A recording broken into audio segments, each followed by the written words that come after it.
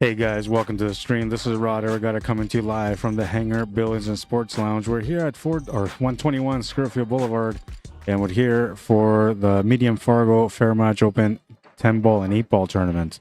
This is a B-side opening round matchup between Suzanne IRVING and Mitch DUPONT, and they're deep into their match now. So we're just gonna get this set up here as quickly as possible. All right, so there it is there, and the score is currently 3-1 for Mitch. He's on the hill. He's at the table shooting the 8-ball to win the match. He'll make the 8-ball. I caught just the end of that match, unfortunately. I thought I seen him miss, so I started running the string because I figured he's going to be maybe giving the table back to Susan, but then she missed her shot, and so that ended up ending the match. And we got a match here on the side for now. Me and Nathan have to play as well, so we're going to get that match going right away. This match is just starting right now. 4-1.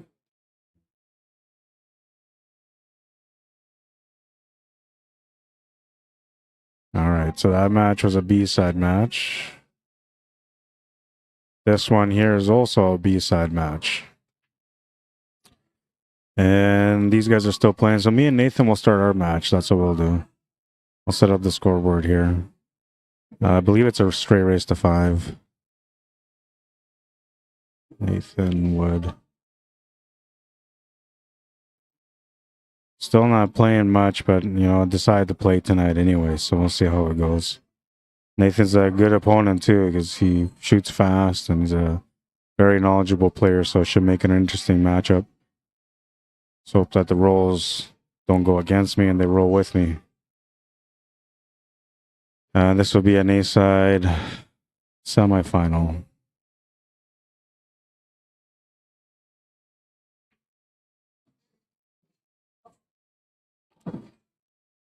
All right, so the scoreboard is set up here, and I'm gonna get Nathan. I believe he's a 579. Yeah, he's a 579.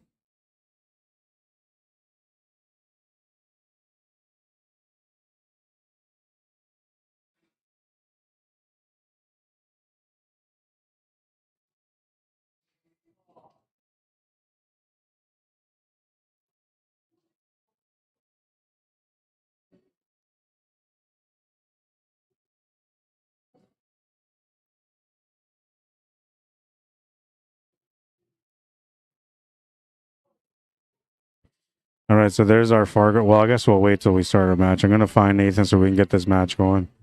It's a straight race to 5.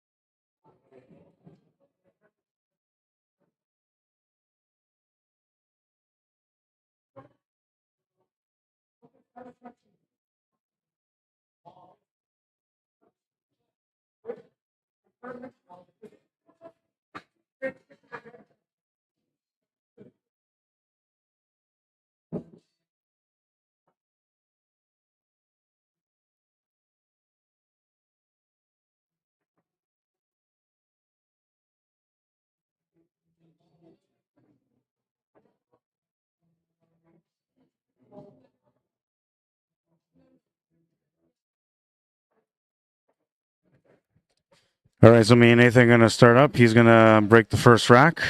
Again, it's a straight race to 5, and we're gonna get going here right now.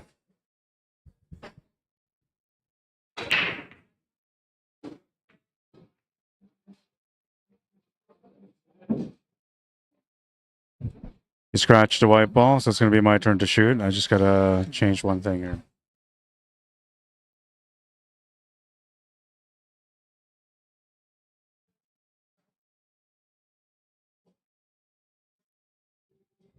There, that's better. All right, I'll be right back.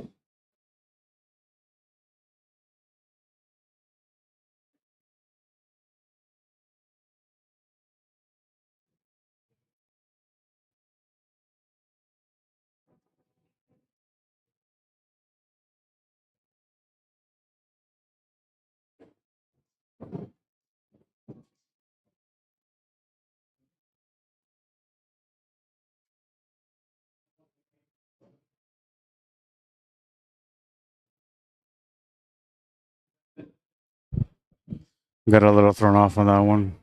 It's all right, it happens.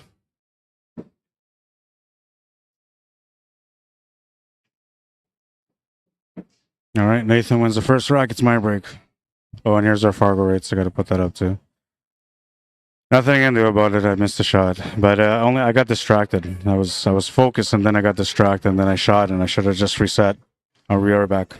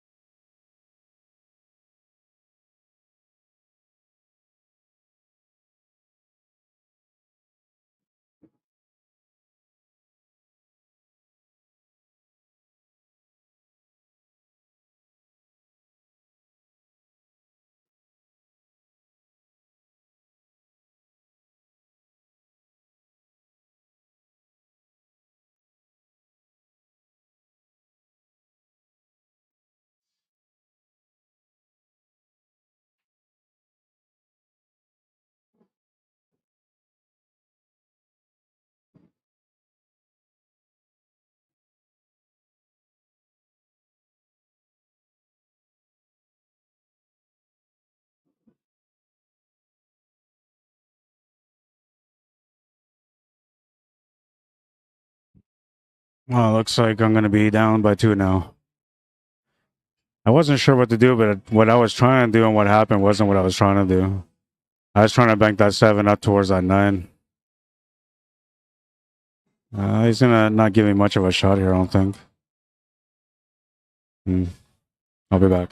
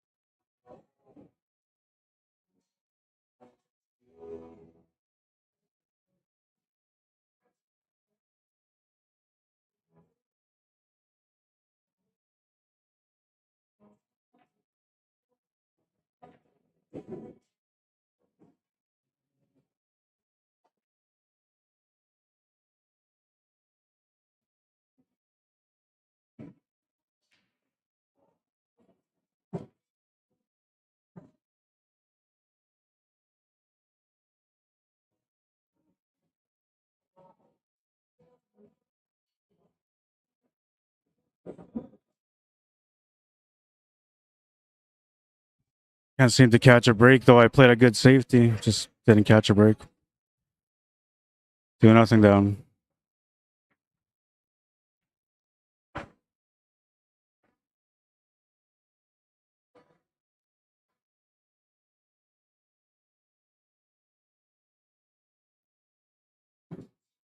Just gonna try to be patient. That's all I can do right now. I played the combo with the intention of sliding the 8-ball over, but then it went and slid over just a little bit extra to not give me the shot. And then I was thinking about the bank, but the rails aren't true right now on this table, so I didn't want to take a chance on a bank. Nice little break from Nathan. Wide open table.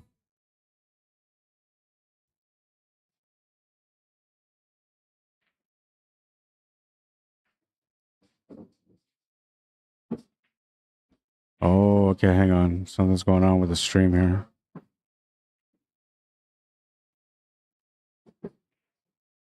Oh yeah, it's dual streaming. Okay, so I'll stop that one.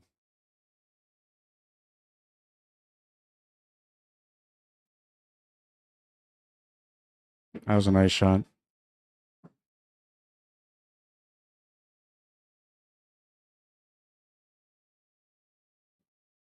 Okay, so I stopped that one. Does that stop this one here?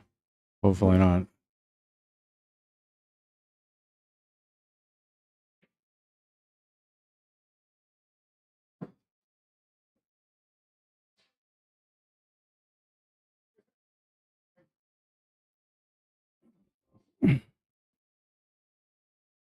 Did it stop the full stream?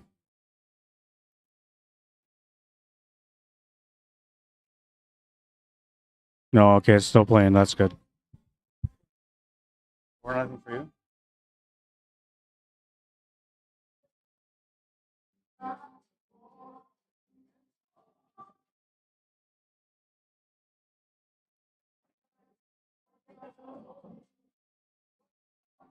You're waiting for somebody now, Leo.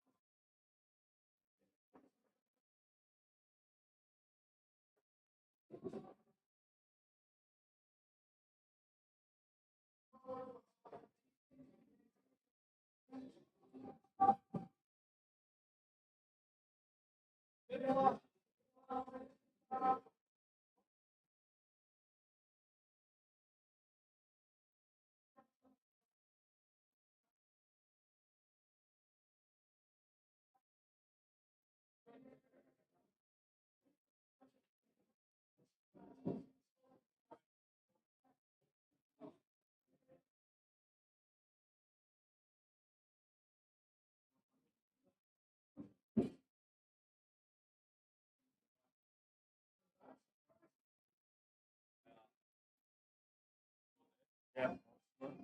Um, 3-0. Yeah, I don't want they're here right now.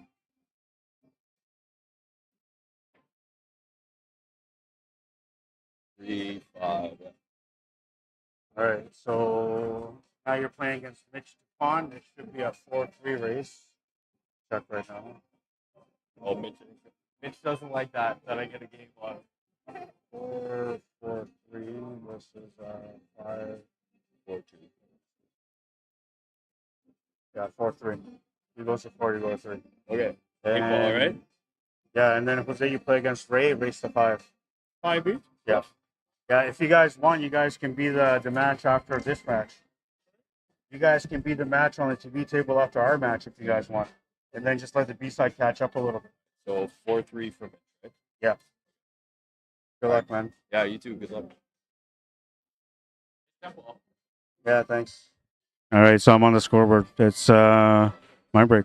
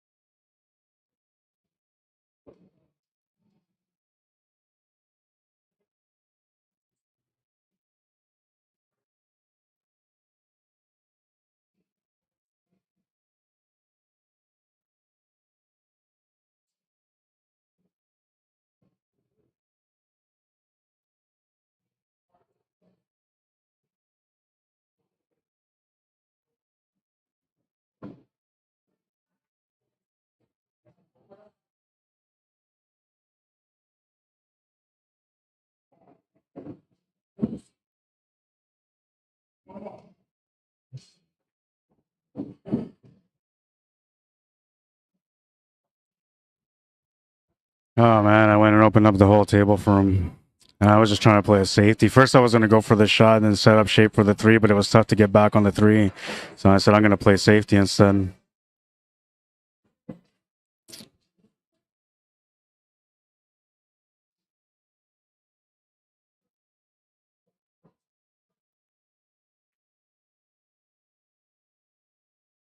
All right, I'll be back.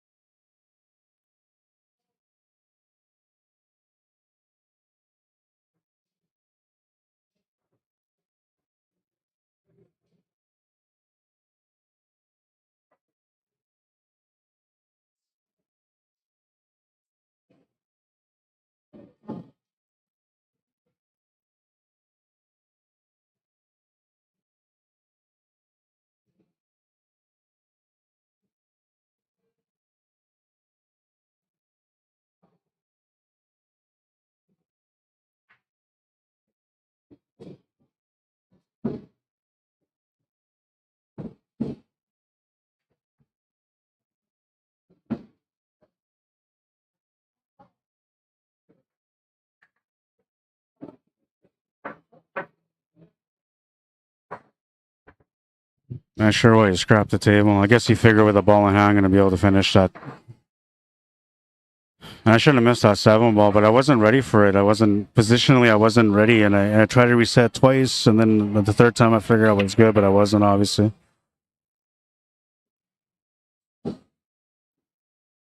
Smash and break, and the 4-ball's coming to cause some trouble. I'll be back.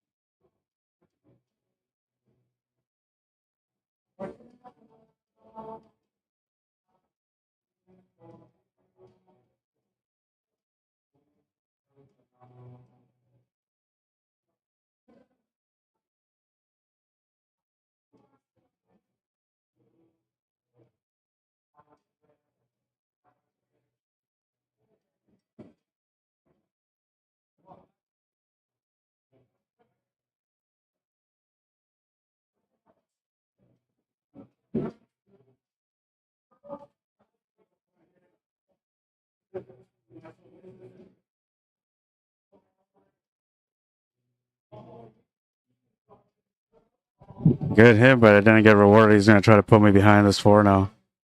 Come on, give me an opening. Give me an opening.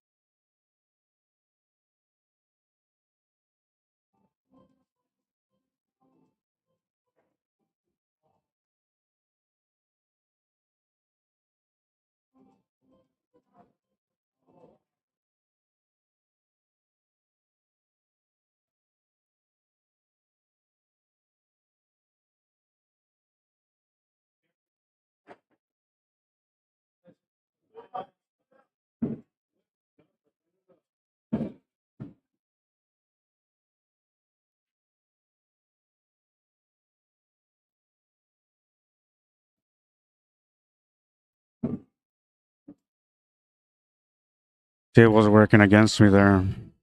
He was gonna forfeit that match, and I said no. That's why what happened with the one ball. He spawned the one ball in the last one.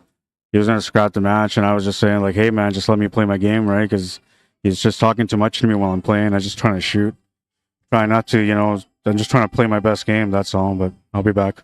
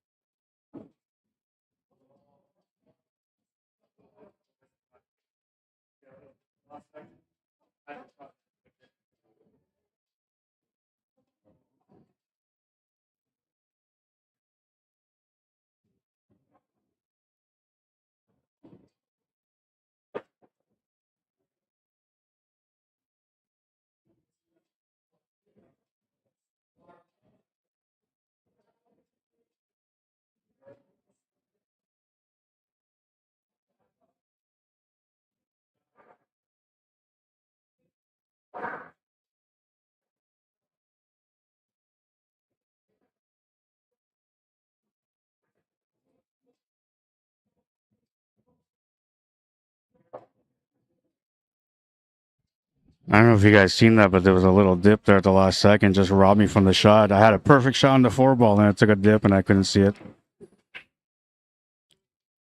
Oh well, it is what it is.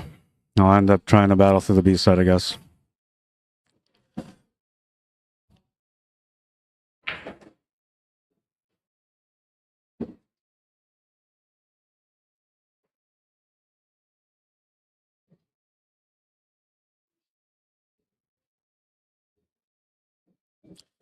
Yeah, nothing I can do about it. Like I said, I'm not shooting bad. The table robbed me on that one. You're on the hill. You're on the hill. It's your break.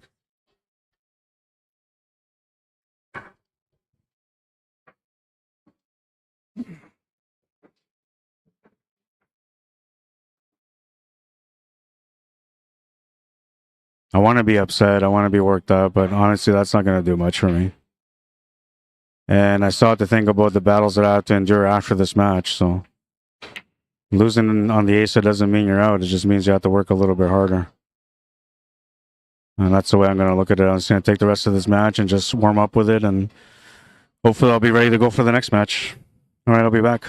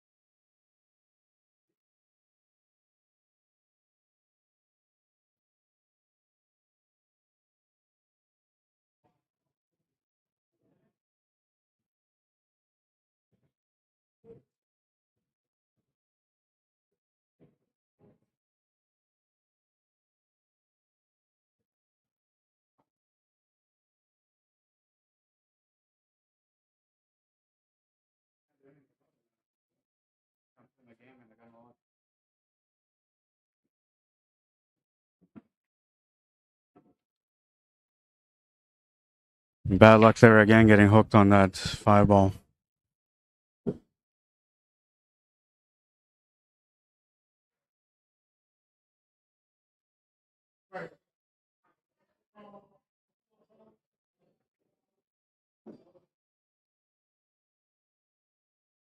All right, I'll be back.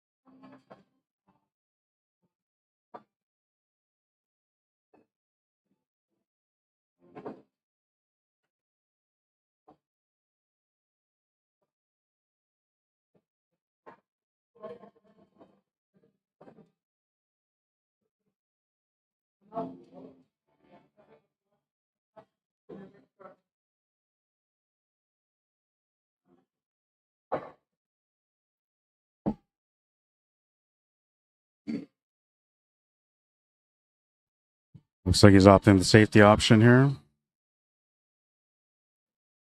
It's going to go in the pocket, though. I'll be back.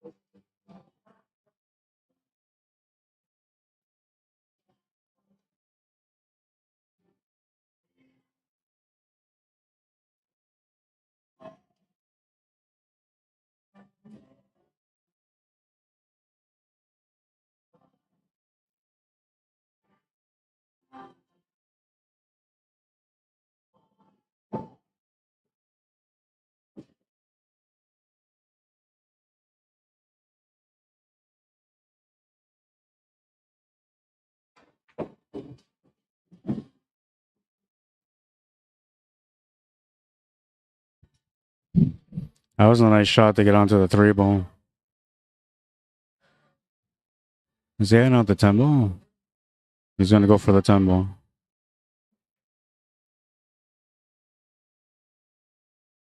I'll be back.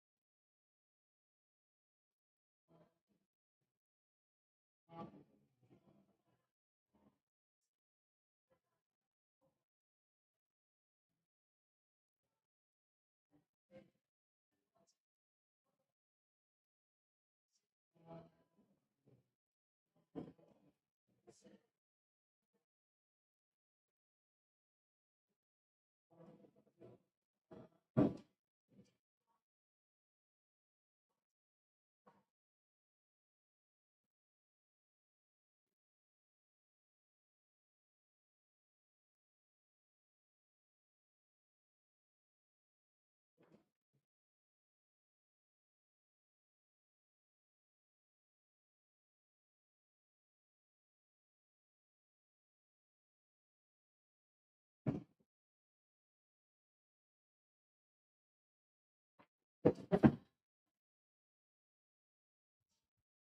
didn't put a great effort in that one, and I should have. It was kind of an important shot.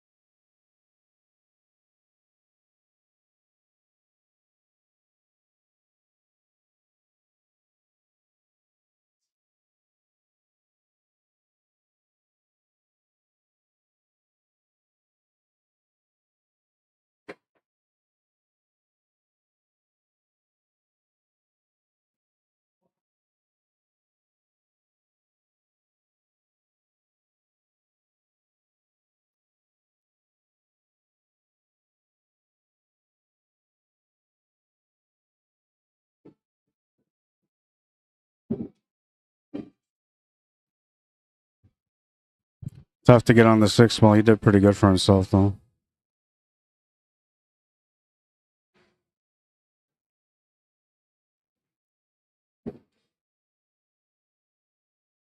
Oh, he's going to hook himself on the 7.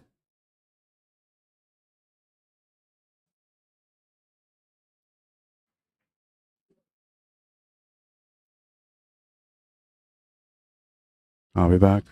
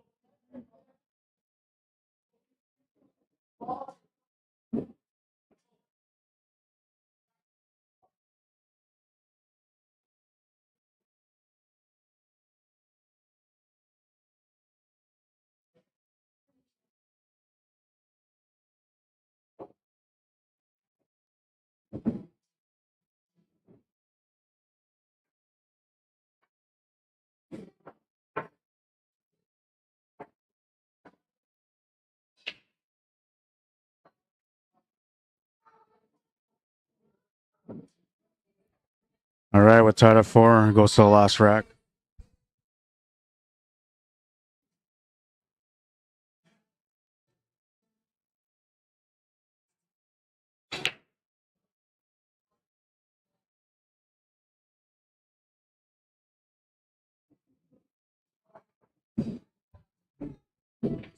Made a couple balls off the break.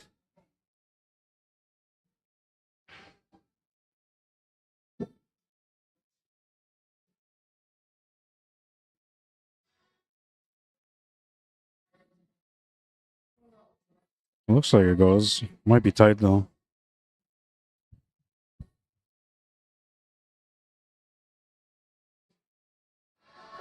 This will make it better.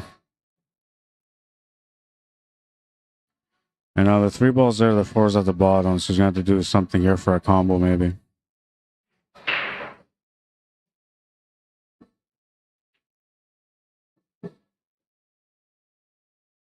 You'll get enough room here for the carom or the billiard.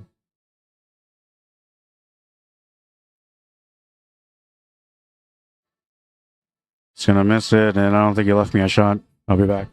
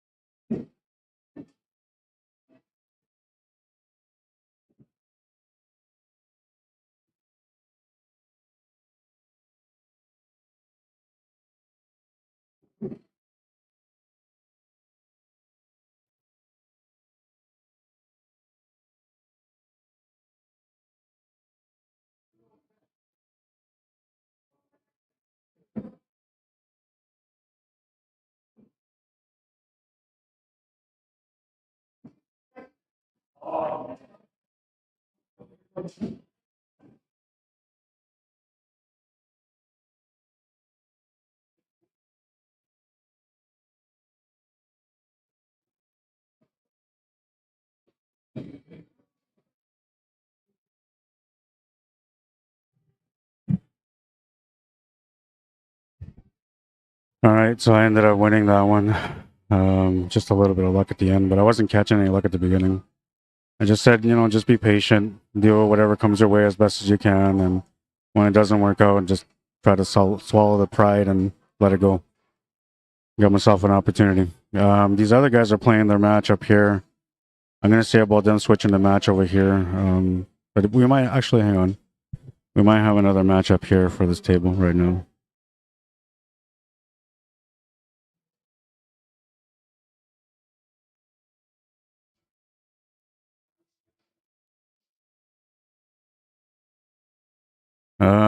No, those guys are playing. This guy's playing. So, okay, I'm gonna find out what their score is at with these guys, and they're almost done right now. So I'll be right back.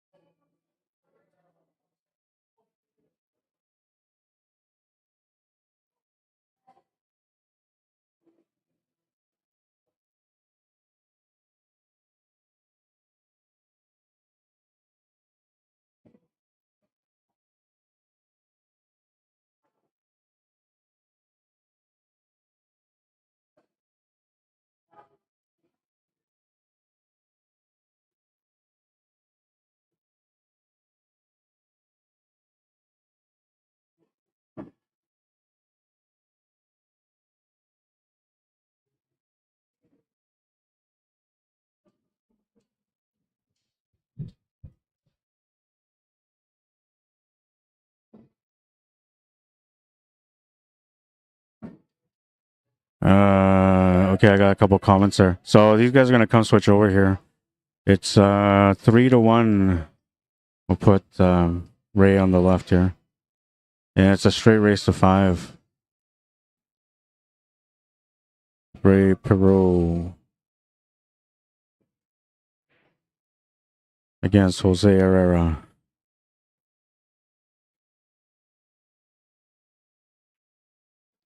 And this is a A-side semifinal matchup also, so we'll put that up there. It's 3-1 right now for Ray. He just won the last game there. That's Ray coming up to the table. He'll be having the next break, trying to get on the hill. I'll update their Fargorates here too.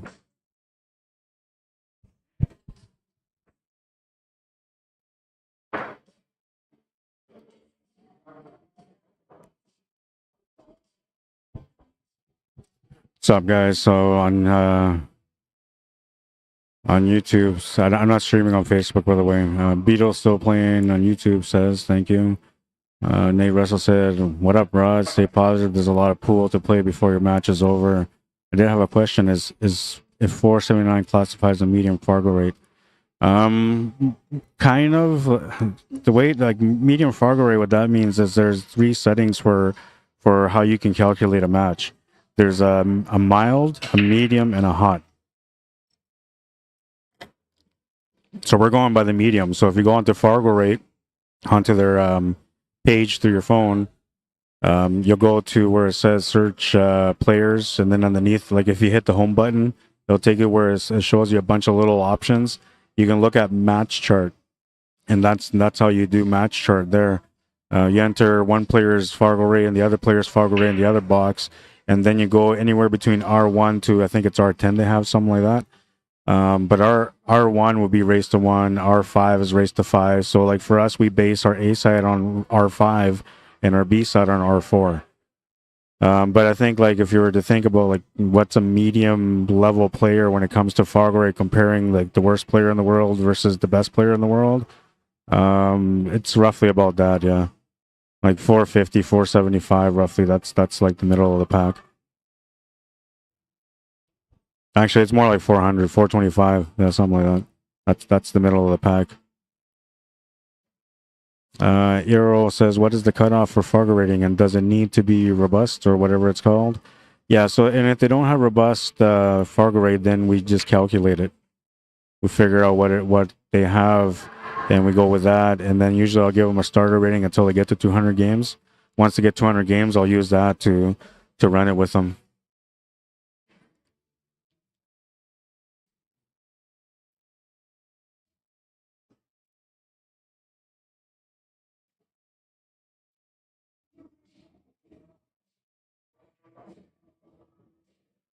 I think Nathan was a little bit uncomfortable because I asked him to just let me play my game, and I don't know. I felt like he maybe sharked me a little bit, but he didn't, obviously. And then when it was he had me on 2 foul, that was the game that he 3-hooked me on, and he told me 1 right at the first one. I said okay. Then he said you're on 2, and I said okay. And then he went to repeat you're on 2 again when I was about to shoot.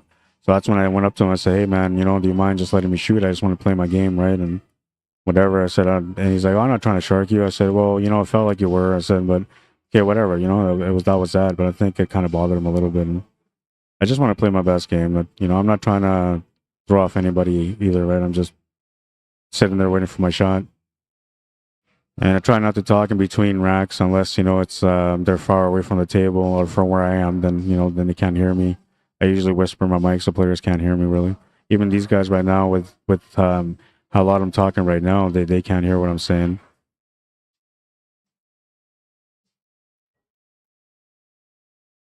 Nate Russell says, "Good little run out to boost your spirits. Nice work." Yeah, and that's all I want. I just want to have a chance to play. Like I said, if I win or lose, it doesn't really matter as much. It has been mattering lately, and I think it's only because look at this shot! Wow, what a shot! Did he call that? He didn't call that, man. Wow, and that was a beautiful shot. I can't believe he didn't call. At least the kick shot to the corner is just call it, right? But I think then if you measure it, you probably miss it. He was just trying to get a good hit, and he ended up making it.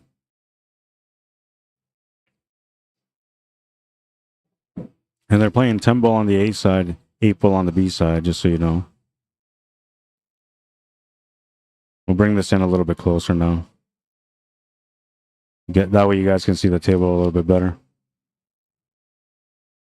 It might be too close for TV though, so we'll bring it back a little bit. Something like that, that should be good. At least you can see the table there, some of the background.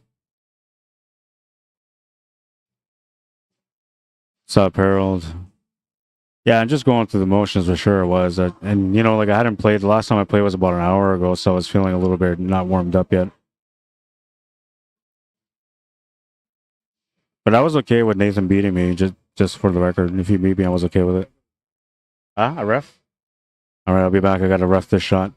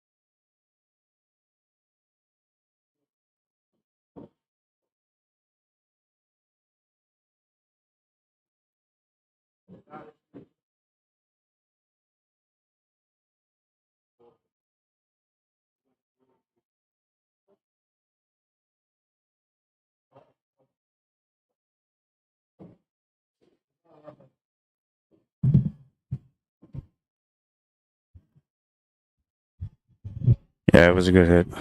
Sorry, this might be a little bit too loud right now. Bring it down a little bit. But yeah, no, going back to that, like it didn't matter to me if I won or lost there. I just wanted to play my best game. That was all that I was looking for. So hopefully I didn't lose another friend over it because, you know, I've been losing friends over pool lately, and I'm trying to be a better human being when it comes to my game, trying to be more patient when things don't work out, and just so, you know, I don't end up stinging so much when I end up losing matches. It feels good to win. It doesn't feel good to lose. So I'm trying to find a way to like make do with losing. As long as I play my best game, then I don't care. A lot of the stuff that I got to work on is like focus and mentality. So I'm a little off on that stuff, and how I approach the game now, moving forward, is gonna change how I think mentally at the table. And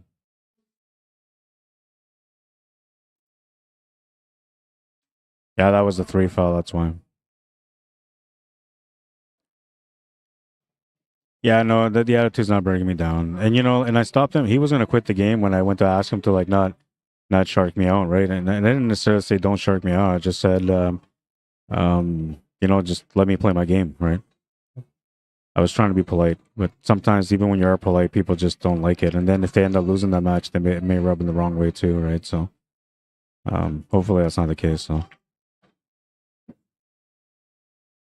I try not to interfere with the players when they're playing at the table. I just let them play.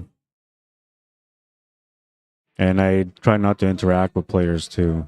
Even though they're friends and everything, I'd rather not interact with people when I'm playing, just so I can be more focused. And it just keeps me a little bit more centered on the game.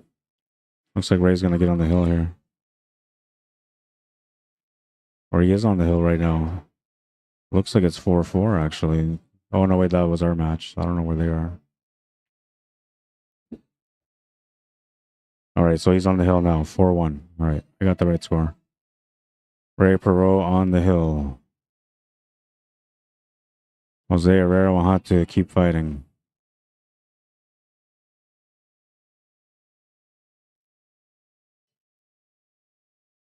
Nathan moved the one ball after he played the hook, and Ron gave him talking to. No, it wasn't that. It wasn't that.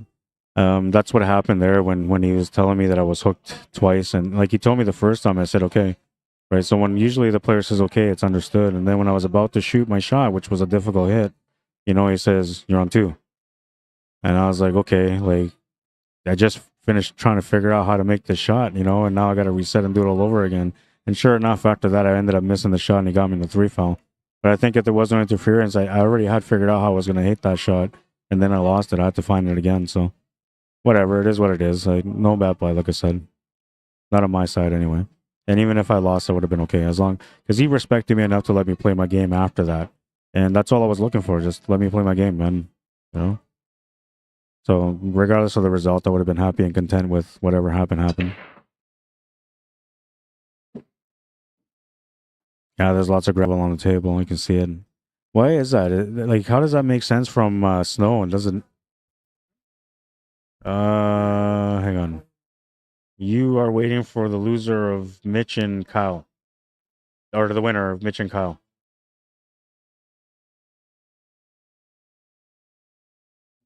Those guys are playing still. All right, so Nathan is all right. He came to talk to me, so we're good, I think. Leo is waiting for the loser of this TV table.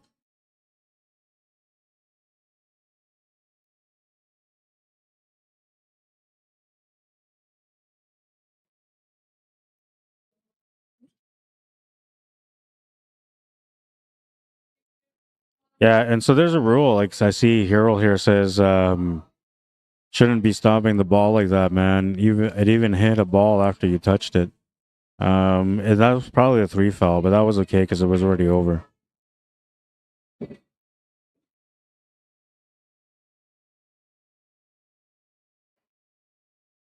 Thanks. Nate Russell says healed up from being 2 down to start. I told you, man. Yeah, thanks. And that's what I mean. I just want to play my game. As long as I'm able to play my game, I'm not focused so much on the results. I'm just focusing on the shots that are at hand and the table and making sure I'm walking around looking at things, right? I'm not trying to rush. I'm trying to be patient. That's my style of game. And there was moments there where like I could have taken back the shots and maybe made some better attempts, but at the end of the day, I was happy with the result and I was happy with the way I played and how I finished off. And I needed a little bit of luck, of course. You know, Nathan hooked himself there in a crucial, what was it, 6 ball, I think it was. He hooked himself behind the 9 or the 10, and he didn't have that shot. And I mean, if he would have had that shot, he closed out the match, right? And that's okay because, you know, nothing I can do about it. Like I said, when he's at the table, he's playing. When I'm at the table, I'm playing. And that's the only times that any one of us can control anything that happens on the table when we're on the table. But it's important to remind myself of that all the time so that way I'm a little bit better competitively. I'm not, you know, being upset when things don't go right. Nate Russell says you got it, Few. Yeah, that was close, man. Nice comeback, said Puckenswa. Thank you. David Wilson says a good comeback. Dave says nice, good game. Way to fight back, my man. Robert Gore says nice win, Rod. Thank you guys, appreciate it. Where's the bracket for this? Can I share it from here? All right, Jose fights back.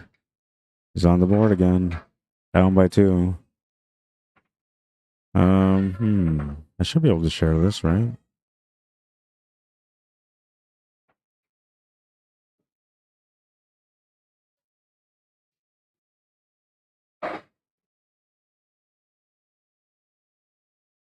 Is it a URL, maybe?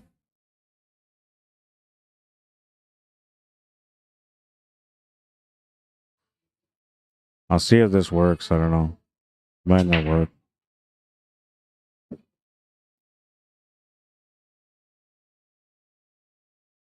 Click on that link. It should be the challenge bracket for here.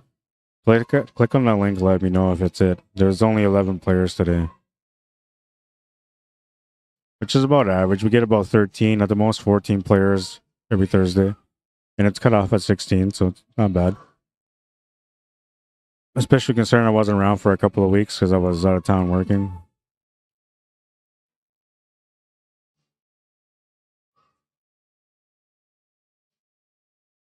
You got it? Yeah? All right.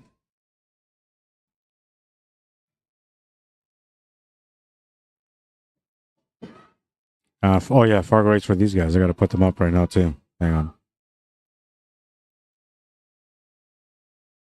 on. Ray Pearl's a 522. No, Ray Pearl's a 506. Jose Herrera's a 522.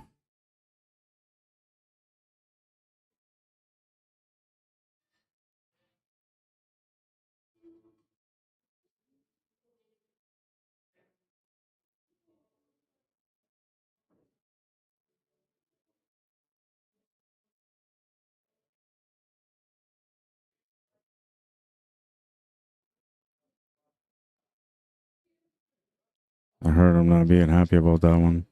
There's the Fargorates.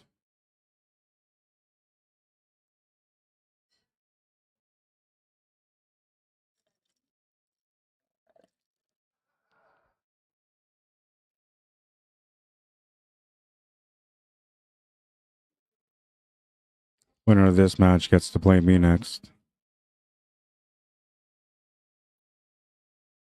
We might let a B-side match go through here on the TV table, though, and then play this A-side final after that. Only because we're a little bit ahead.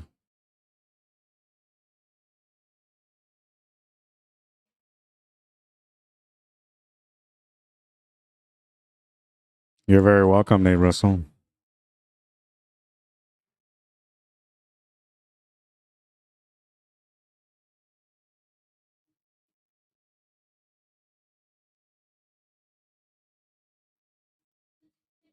Hope everybody's doing good tonight. This is one of our weekly tournaments, so usually I come here and I try to stream every second Thursday, not every Thursday, but I only stream on YouTube. I don't stream on Facebook.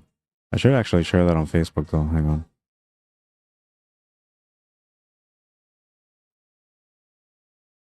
Kind of late, but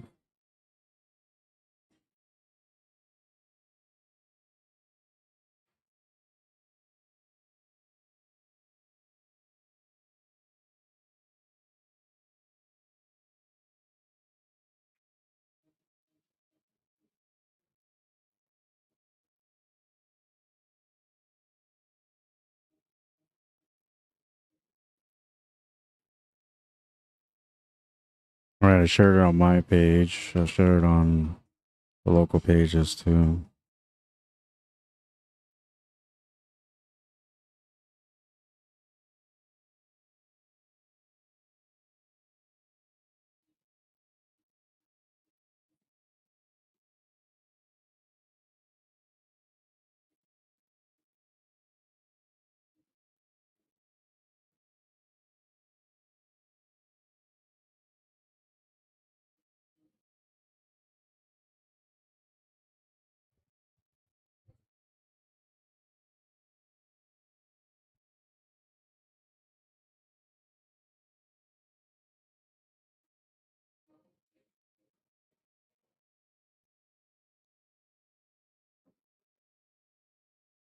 All right, there. I shared it on the local pages and on QSports Live too. For those of you that aren't aware that it was being streamed tonight, because I don't always stream every Thursday. I'm gonna start trying to stream every Thursday moving forward, though.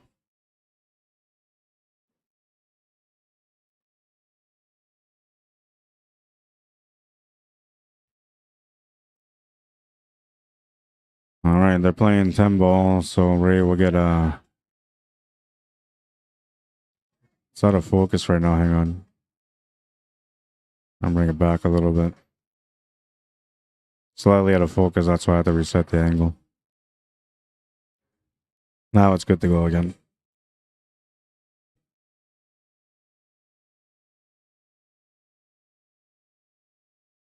All right, so where are we in the tournament?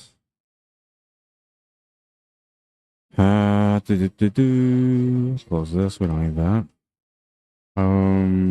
So the B side is about to get started on the semifinal round. Semifinal round number 1. Nathan Woods playing the winner of Kyle Story, Mitch DuPont, whoever comes through there. Leo Karlaftis is waiting for the loser of this table right now on the TV table. Yeah, so we'll let those guys play one of those 2 matches, play on the TV table, and then me and the winner of this match will play after that. That will take the other A side semi playing in the background, and then we'll come to the B final right away, and then the championship match.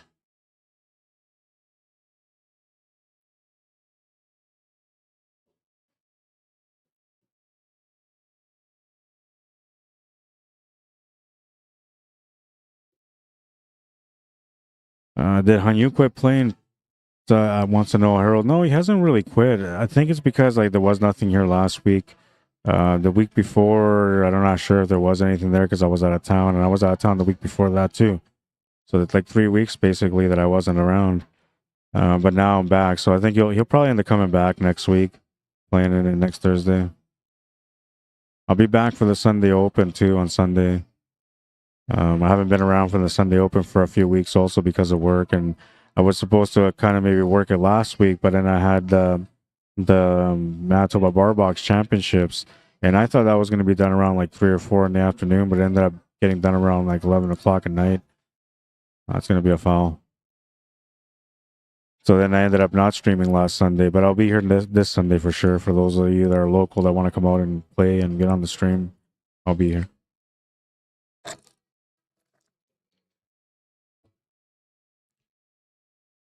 David Wilson's Canucks won tonight.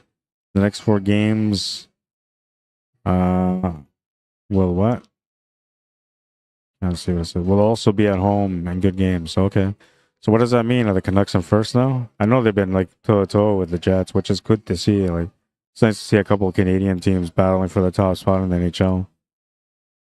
I personally, I don't want the Jets to finish in first. I'd rather they finish in second. I don't want it to finish in third or fourth, though. I just want it to finish in second. I think there's that President's Trophy curse for the first place team in the NHL. They usually get skunked on the first round, 7-0. On a like, what do they call it? I guess a race to 7. No, sorry, a best of 7. So it's whoever gets to 4 wins first. They'll usually get skunked 4-0. Whoever wins that President's Trophy, and I believe it's only like less than a handful of teams that have ever finished first in the NHL and won the Stanley Cup in the same year.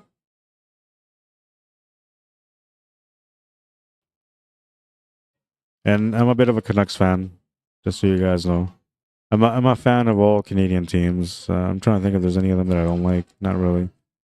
I enjoy watching Montreal play, Calgary Flames, Ottawa Senators. I used to be a big fan of the Maple Leafs, but not so much lately. I still, like, if they're in the playoffs, I'll watch them, right? Good safety. Oh, did it come out? No, I think he's all right. He should be okay to hit this ball too, though. It took first for now, yeah. Yeah, that's good, you know. Like, if you think about it, so far in the last few years, every team that's finishing first, they haven't won the Stanley Cup. I'm trying to think if there's any team that did it, but I don't think so. And I don't know if curses are real. I think it's just the way it works sometimes, you know. But and I think when it comes to NHL or any other kind of sporting event, as long as the team is all playing in tune, it doesn't really matter. Oh, he got unfortunate there. Oh, unfortunate and unfortunate at the same time. He got the hit, scratched the cue ball, made the 10 ball too, which this is where I think he got a little lucky because now the 10 ball's going to get spot on top of the pot on the table on the spot where the rack goes. And that means that they'll have to play this one to the last ball because that changes things for the 10 ball.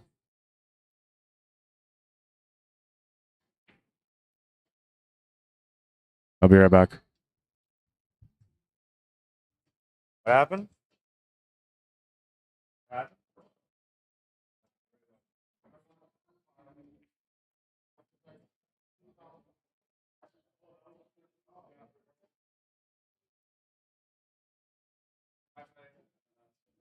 Yeah, you guys can play it.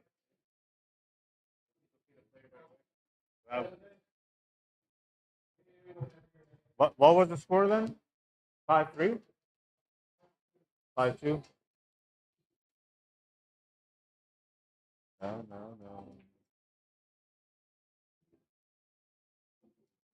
All right, so that was for 3 fouls. He got Jose on 3 foul. The 5-2 was the final score. Ray Perot wins that match. So him and I will play in the East Side final after this match that's coming up now. Leo and Jose Herrera are going to play right now. It should be even because you guys are only like 9 points apart. 4-4 8 ball. Yeah. 4-4 8 ball. That's the game. And they're racing to 4. So we'll get that set up here on the scoreboard.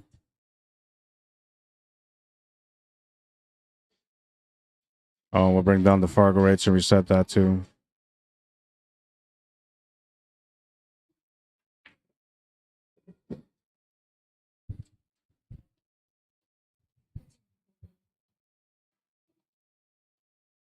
play after these guys are done. What's the best of the brackets again? I gotta wait. Are they the B-side final? No. Oh no, I mean. I don't know how to make it.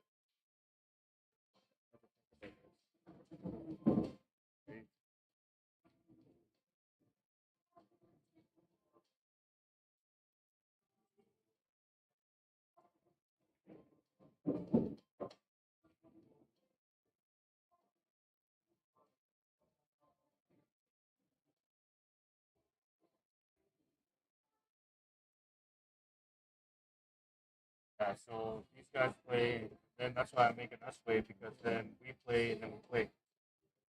But then Me and you were in the A-side final, right? right, when we play here, this match will be almost done, or should be done by then, and this match will be on the way, and it'll be almost done by the time we're done playing. Yeah, so them, then us. Yes. So then as soon as one of us loses here, right, and then we'll go here, and then this match should be done. So as soon as one of us loses here, we'll play right away. Okay. There's no waiting.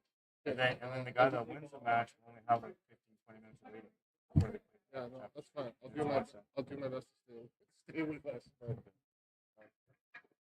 yeah, I won't.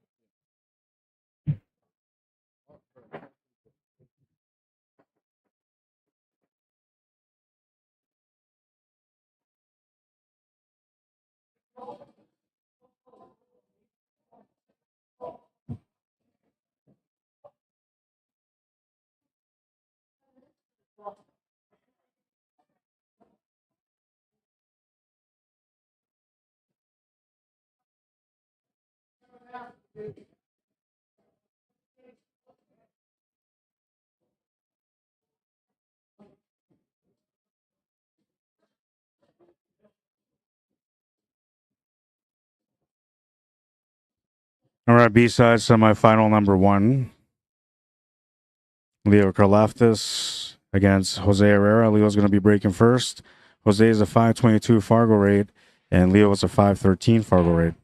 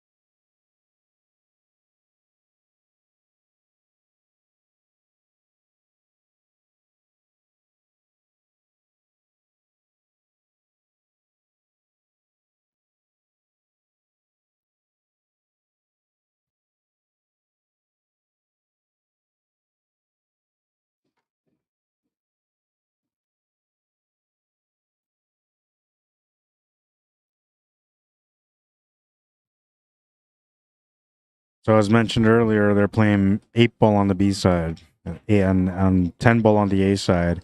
And for the final, for the championship match, is only one set. There isn't 2 sets. There's no double dip. The A side winner gets to choose the game they want to play against the B side winner. They get a choice of 10-ball or 8-ball. So, and most of the times, whoever wins the A side has been picking 10-ball because that's what they've been doing good at. So they usually stick to what they're good at. But if the spot is deep, then they might switch up and take 8-ball. All depending on who comes through the B side.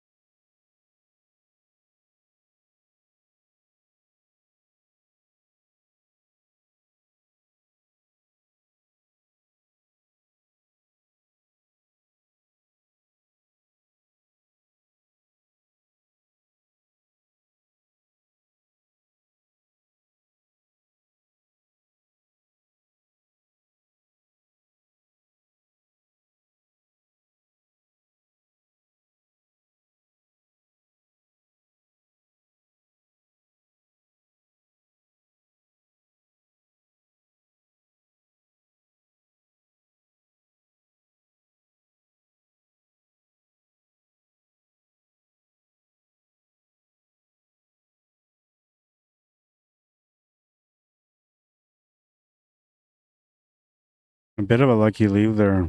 I don't think he's got the shot. So close, but not there. Very lucky on that leave.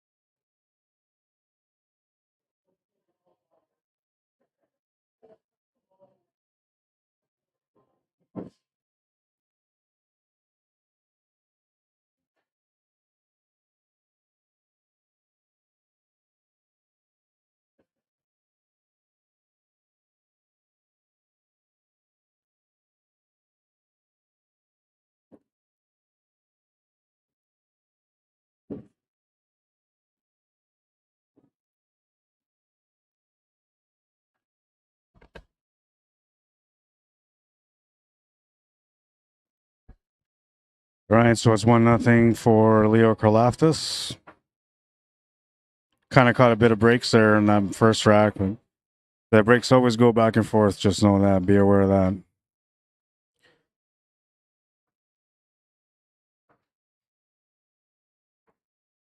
Moving into rack number 2 of this matchup, Jose Herrera is going to be breaking next. It's a race to 4, so quick match this one.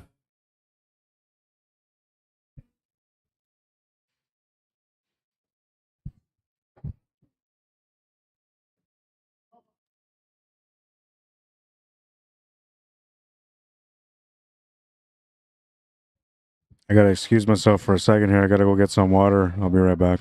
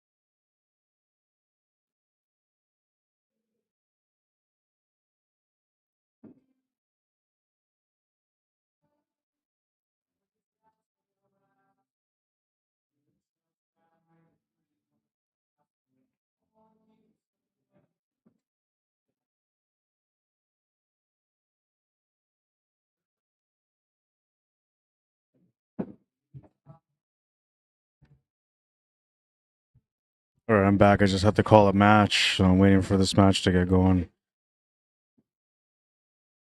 Got my water. I'm good to go for at least a little bit anyway.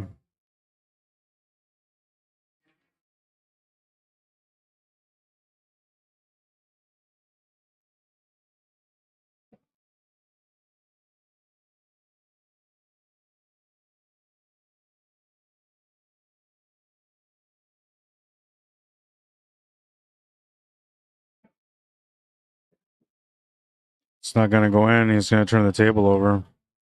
I gotta go let these guys know what the race is, and I'll be right back.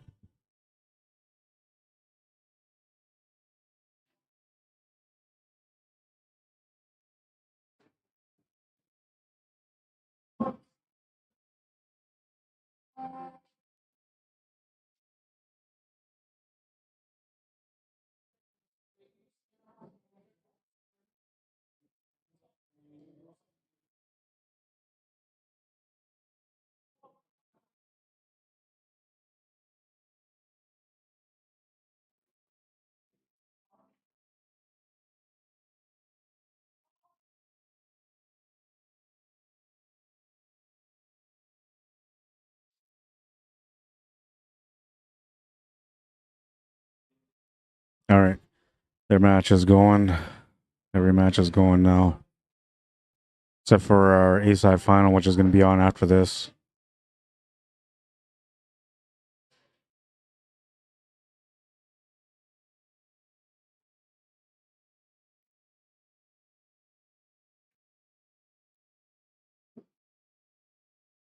Well, running into that April is supposed to slow down the shot a little bit, but it still kept going pretty far. Still has a makeable shot here, though.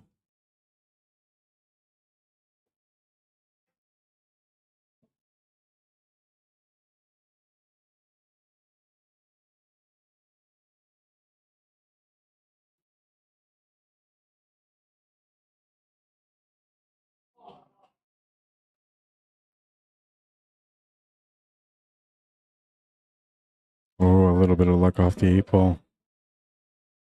He was going to come up short on the shot. Looked like he willed it into the pocket.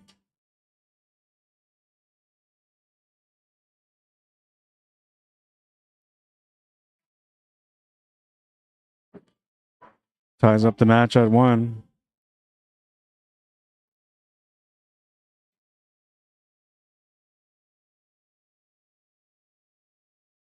Shout out to my sponsor, Brock's Office Supplies for your business. Visit our website for great deals and savings at brocksoffice.ca.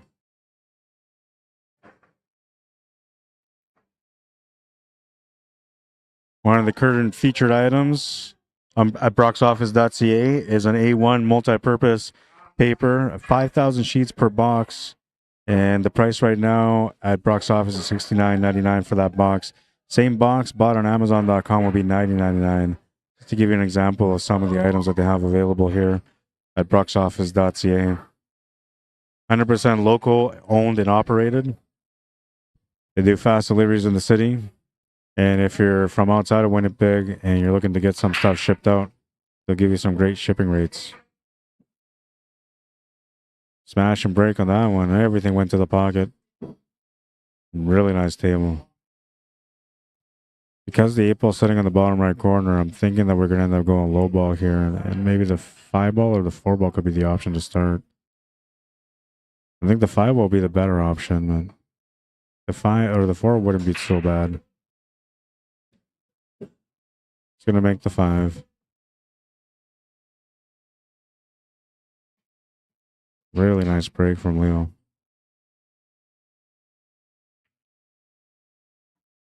Almost got himself into a little bit of trouble there by running into the stripes, but he's all right. He's just looking for a forward angle to be able to come across. And as long as he doesn't leave himself on a combo, he'll be all right. I'll make sure that he doesn't. A little rub onto the 6 is going to slow down the cue ball perfectly. All he's got to do here is just find the finish with a 7-ball with a forward angle or a real angle that will get him back over for the 8-ball. From here, I'm thinking he's going to have to try to get above this 8-ball.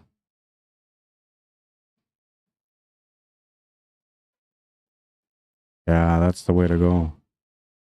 Slowing down his game the right way, Leo Karlaftis. Makes the 8. We'll run that table on his break. 2-1.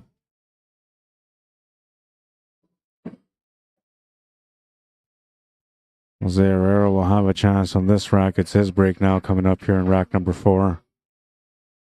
If you're looking for some action in the snow drag races, we have one coming up here in Manitoba, Lake St. Martin First Nation community. Snow drag races and poker derby happening February 17th and the 18th.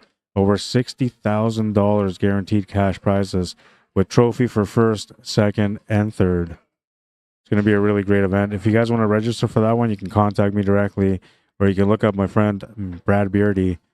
And if you're already on my friends list and you want to find them, you can find them through my friends list. There's only one Brad Beardy on my friends list. But yeah, you can just add me on Facebook if you want, or message me on Facebook if you don't know how to get a hold of them, and I'll connect you directly with them. It won't be a problem.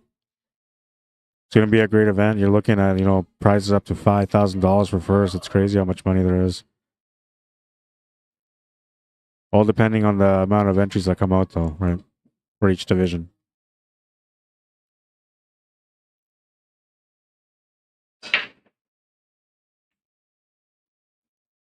Oh, smash and break on this one, but he's not going to make a ball.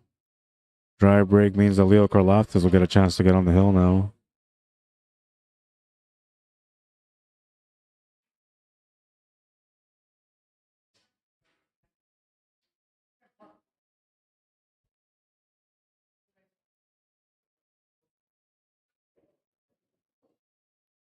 Bad strokes said Rusty Shackelford.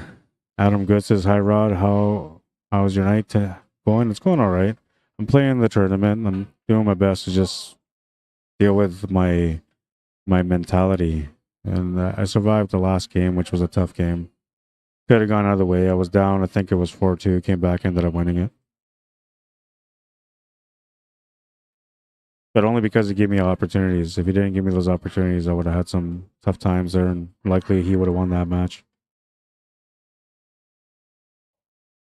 And I wasn't having any luck at the beginning. I was playing well and just getting bad rolls. And I think that's the hardest part for a pool player when you're playing well and you're not getting the rolls, how you slowly start getting into your mind, thinking that, maybe I'm not playing very good. But meanwhile, you're not really making any mistakes. It's just a table that's burning you a little bit. And I talked to myself early in the match just to, keep myself cool and collected. And it worked out for me. Trying to learn how to do that more often. Oh, looks like Jose's going to come up short. He's having a rough go at this table right now. Needs an opportunity on this rack, but Leo's been playing some pretty good pool, so chances of him coming back to the table are slim. A little bit of work to do though, and specifically that one ball, which you can maybe address right now. But if you address it right now, then you're not gonna have much. Oh wait, he's stripes. Yeah, he has to get to that area right now. Oh, he just missed it. It's all about getting onto that ball, onto that 15. He's got the tougher table.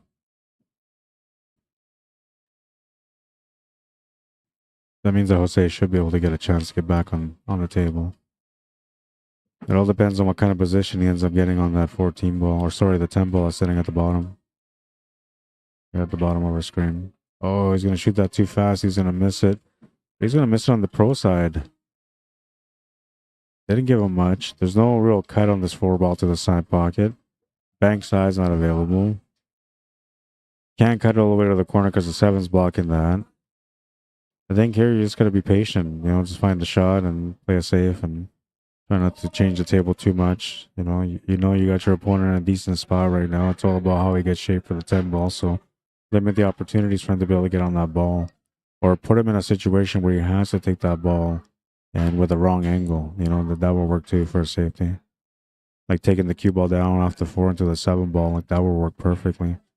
Because then he's gonna have no choice but to take on that 10 ball, and now he can't break out that 15.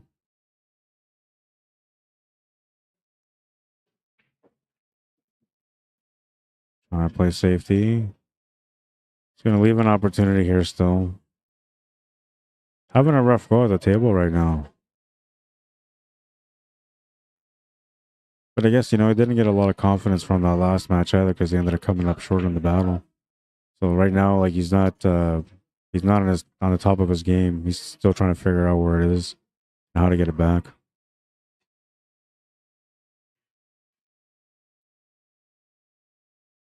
As long as you're being patient, though, you'll get the opportunity.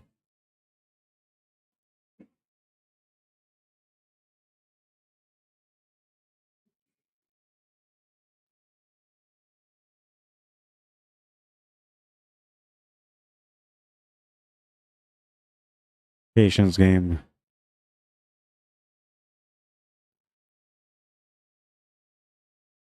Robert Griffith says, Rod, what does it mean, the pro side? So the pro side means like he got him on the right side where a pro would normally leave the shot, right? The pro would normally play the perfect safety and just leave it perfectly on the wrong side of the shot or take away the shot completely. So when they say they missed it on the pro side, they're saying like they missed it, but they played it like a pro, right? They played it like a pro in the sense that they got good on the leave. It's just a saying. It doesn't really mean anything, but you'll hear a lot of players saying that, he left me on the pro side. Harold says, you must be rested, no karaoke. Yeah, I think they're not playing good music right now. Oh, I don't think he wants to break out that one ball. Don't do it, man. Don't do it, man. Gotta be patient still. It's not the right angle. Yeah, you're welcome, Robert Griffith. Maybe it's not as common everywhere else, but we hear it a lot here, missing it on the pro side. Or you hit it on the pro side, they'll say that too.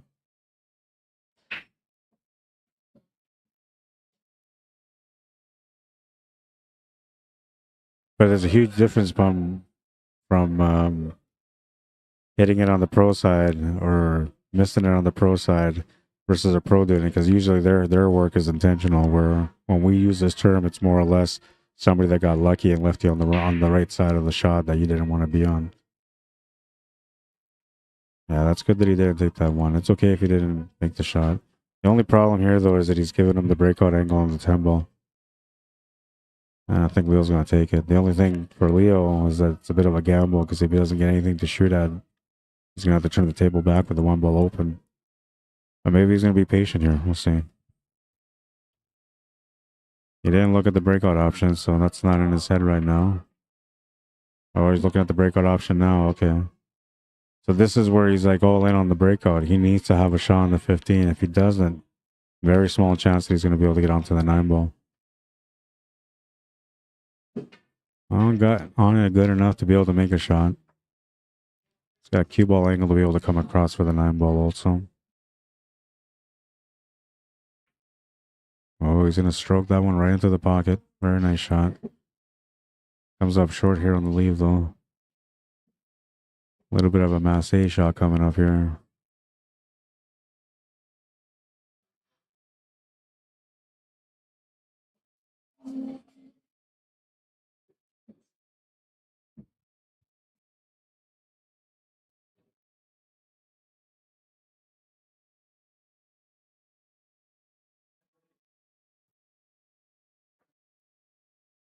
That's going to be a foul. Great opportunity here for Jose. And the leave on the 9 is actually going to help him here, too. I believe the 8-ball goes, and the 9-ball might go, but 8-ball for sure goes.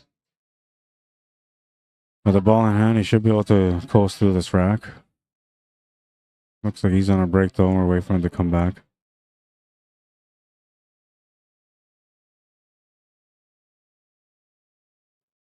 If you're looking to get into a really good event that's going to be coming up soon, we have the first annual Gordo Black Memorial Tournament happening February 2nd to the 4th this year here at the Hangar Billiards and Sports Lounge. And it's staggered entry fees ranging from $15 for the lowest level to $100 for the highest level. Minimum $3,000 added. It's a high-low tournament, so all the high seeds will go into one bracket, all the low seeds will go into a different bracket. When we get to the final 16, there'll be a reshuffle, and it's all straight races for the first until we get to the 16th players. Once we get to the 16 players, then there's a reshuffle, and there's also a handicap applied to the lower level players. They get a chance to get a bit of a spot. So it's going to be a very interesting little event. And it's a memorial for our great friend, Gordo Black, who was just an amazing guy and did a lot for the community. I was told today to make the cutoff at 96, and we're almost at 88, I think, or 85. I don't know, something like that. We're pretty close to that 90 mark, though. So 96 is the final cutoff. If you're from Manitoba or from Winnipeg, you want to play in the event, trust me, it's going to be a great event. And there's so many of us that love Gordo, and we still do. And we're just trying to, honor his memory. Mike Vautour working his butt off, trying to get all the sponsorships going to be able to create a nice little payout for the event. Went as far as doing everything to be able to get a cuter raffle as well. A lot of people helped out, and it's a work or a job in place with a lot of passion, and it's really all the efforts from Mike Vautour. I'm helping him, figure out the handicaps and like the people he doesn't know, and I'm doing the poster and running the stream, but and I guess running the tournament. But he's doing all the hard work, the fundraising, to be able to honor our friend in the best way possible. Our friend, his brother, he looked at him as a brother, and it's you can see the way that Mike was when Gordo was falling ill, and people had to step up for him. He was the first one there, did every effort to help out his friend, to support his friend, and he's doing the same here now through the memorial tournament for Gordo Black. Just want to give Mike a shout out, man, because it takes a lot to be able to go out there. I mean, he's a working guy too, right? So he's got a relationship and stuff, and he breaks through all the time to be able to make everything work, and just a lot of passion behind the work that he's doing here to organize this event for his friend, our friend.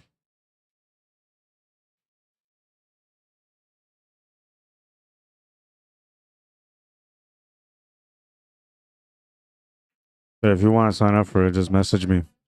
I'll get you added on there. Entry fees aren't due yet, but they're going to be due probably by next weekend. They'll be due, just so we can start collecting and organizing the tournament. And we're going to do a live draw on the tournament too. So that way in advance too, so that way we can schedule the matches, because it's going to start Friday. And we're probably going to try to get the first 2 rounds of the A side done on Friday. Then on Saturday, we'll try to get the 3rd round of the A side going, and then the B sides, all the B sides. And then, we'll see how that all works out. That's what we got to work on now once we finalize the amount of people that are going to be playing in the event. But it's going to be a great event. 8-ball on the A side and 9-ball on the B side, and lots of action, lots of fun. And I like the high-low bracket. I've never done one before, so this is the first time we're doing it. It'll be interesting to see how it works out.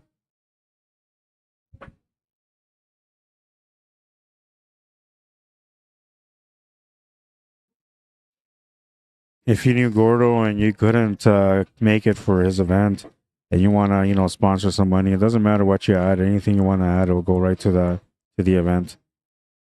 Just to let you know, in case if you want to be able to help out some way, and unfortunately you can't make it out.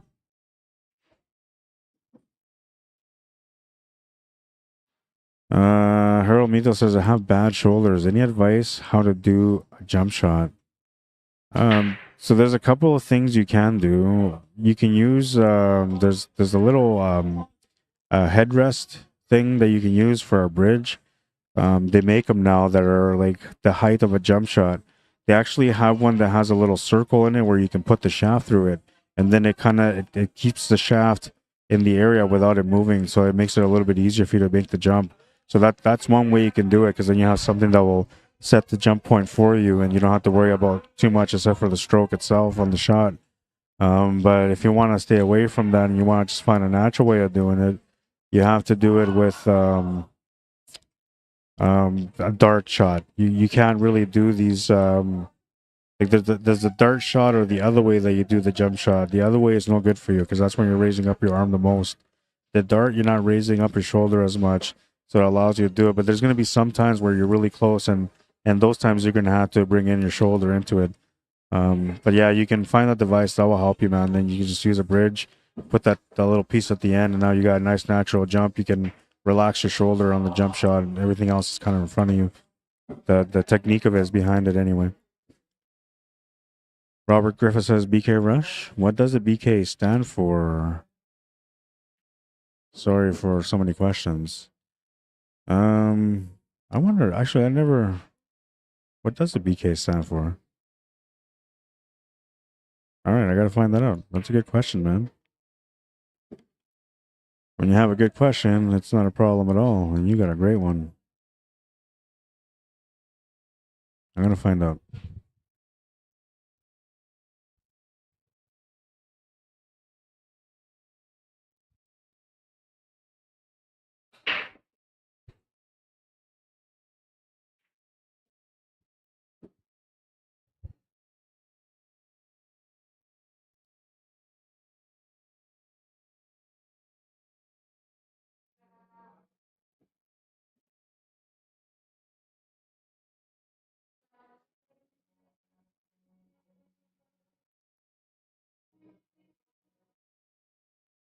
Yeah, there's like nothing on it, man.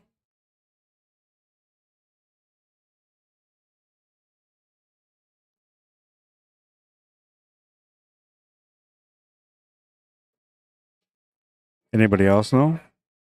You're welcome, Harold. I literally put in what does the BK stand for on the Predator Q.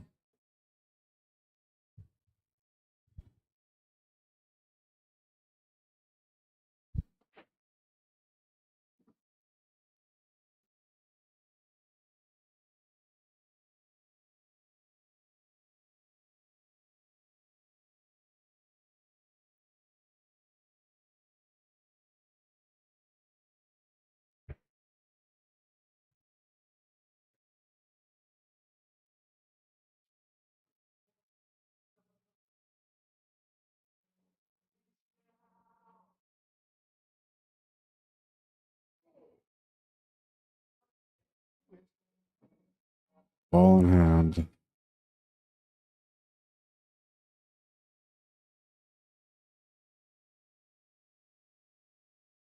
Yeah, no, I can't find anything on it. I'm gonna have to message the guys on Predator and find out for you. I got a few of them on my list, so I'll contact them and see if they can tell me. Or maybe I'll message Mark White, Voice of the World, Mark White. It doesn't say anything, yeah. Huh.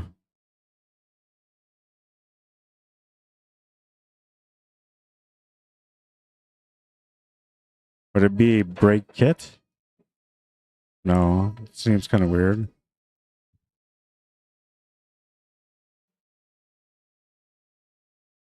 Break King? Maybe that's it. Break King?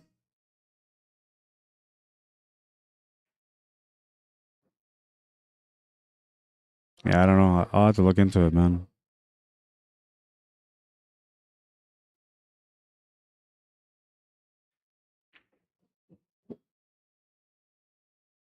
Gonna have to play smart here now. Slowly out of position. I think he's got to play safe and just be smart. Maybe bank that 3 ball up a little bit so it's closer to the pocket. Oh, you can see the 5 ball. He's aiming for it. Probably not Burger King. Yeah, no, it's not the Burger King break queue. But that's the first thing you would think, right? At least BK on Burger King makes sense. Yeah, he's in a tough spot. This is a problem with him kind of opening up things here on that 8 ball. Should have just played a safety on the 3 and just been a little bit more patient. The Burger King break queue. What if it was?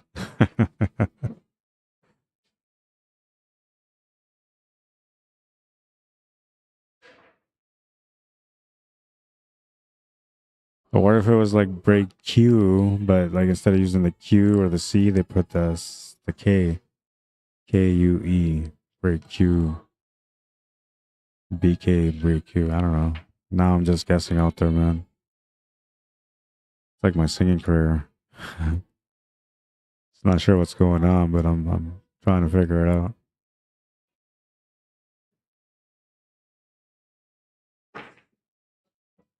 Come on, he needs a little bit of luck. He's gonna get it. And now this is kind of nice because he's got a little bit of breathing room on the shot too. Natural position for the 3. Natural position for a hook if he doesn't make it. Or not a hook, but a difficult leave on the 8 ball. He's got a little bit of relaxing here on this one. He's not going to tense up too much on it.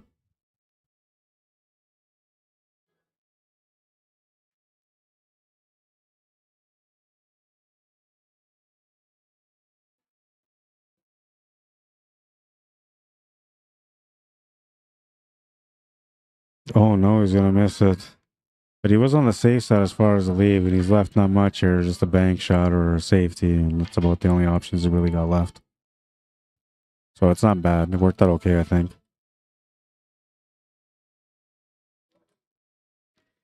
Oh, he's going to go for the bank, and he's going to make it. What a shot. That was something that he wasn't relying on, but the perfect leave, the perfect bank. Leo Karlaftis on the hill. Wait, I don't know what happened there. It was supposed to work and it didn't work. Let's go. Perfect little bank here to be able to get the finish on that rack. All pocket, man. Well, not really. Hit the face of the pocket. But it works. All right, I'll be right back. I got to play next, so taking a couple of minutes for myself before we get started.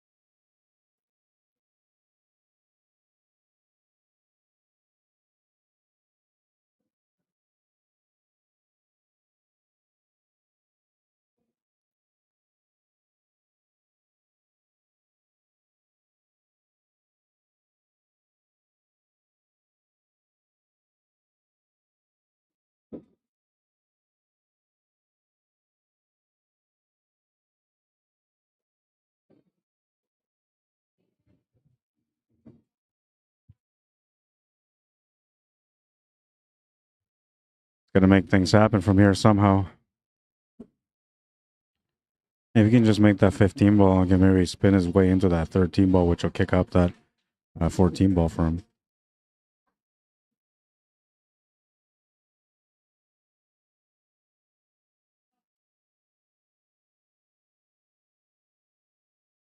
Trying to separate him and creating some distance here on the 8 ball. Good safety shot. Opened up everything there on that one. Puts a little bit of extra pressure here on Jose to try to come up with a good shot. This is tough to do. There's no bank. There's no kick. There's no cut. The only thing you kind of maybe see here is a safety, and I say maybe. Like, you have to get the cue ball to go below that 15 ball or below that 13 ball and right close to it. That's about the only thing you can really do. Looks like he's going to try a double bank here. This will be a nice shot if you can make it. It's tough to do, though, because once you bank from the first row, the spin of the cue ball is going to change where the spin of the object ball story is going to change. Once it's the second rail, it's going to change the angle or the direction of the cue ball again. This is a tough shot to make. You got to hit it with like left-hand spin, so that way the reverse will kick it back down to the bottom right. He's putting right-hand spin on it, so it's going to straighten out off that second rail. Not bad. Not bad. I don't know if he's going to get another turn at this table, but this isn't bad. Giving himself a small chance here, but we'll see.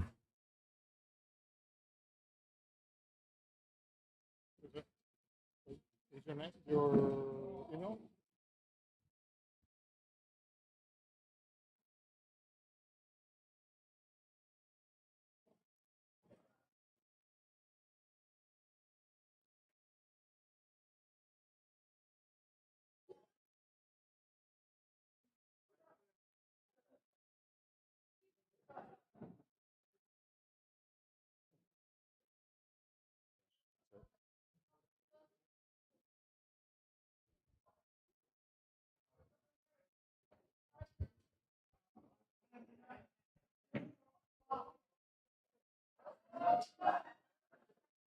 Ask for a question, just make the password 101.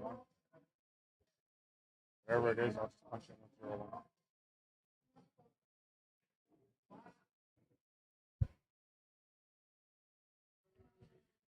I see this customers are sitting, this guy's playing against this girl.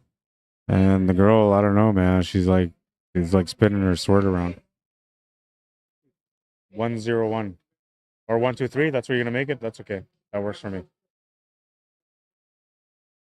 But yeah, so she's like, you know how Tom Cruise and The Color of Money does like that whole like ninja play thing where he's like spinning the cue around, wrapping around the back type thing. She's doing that kind of move.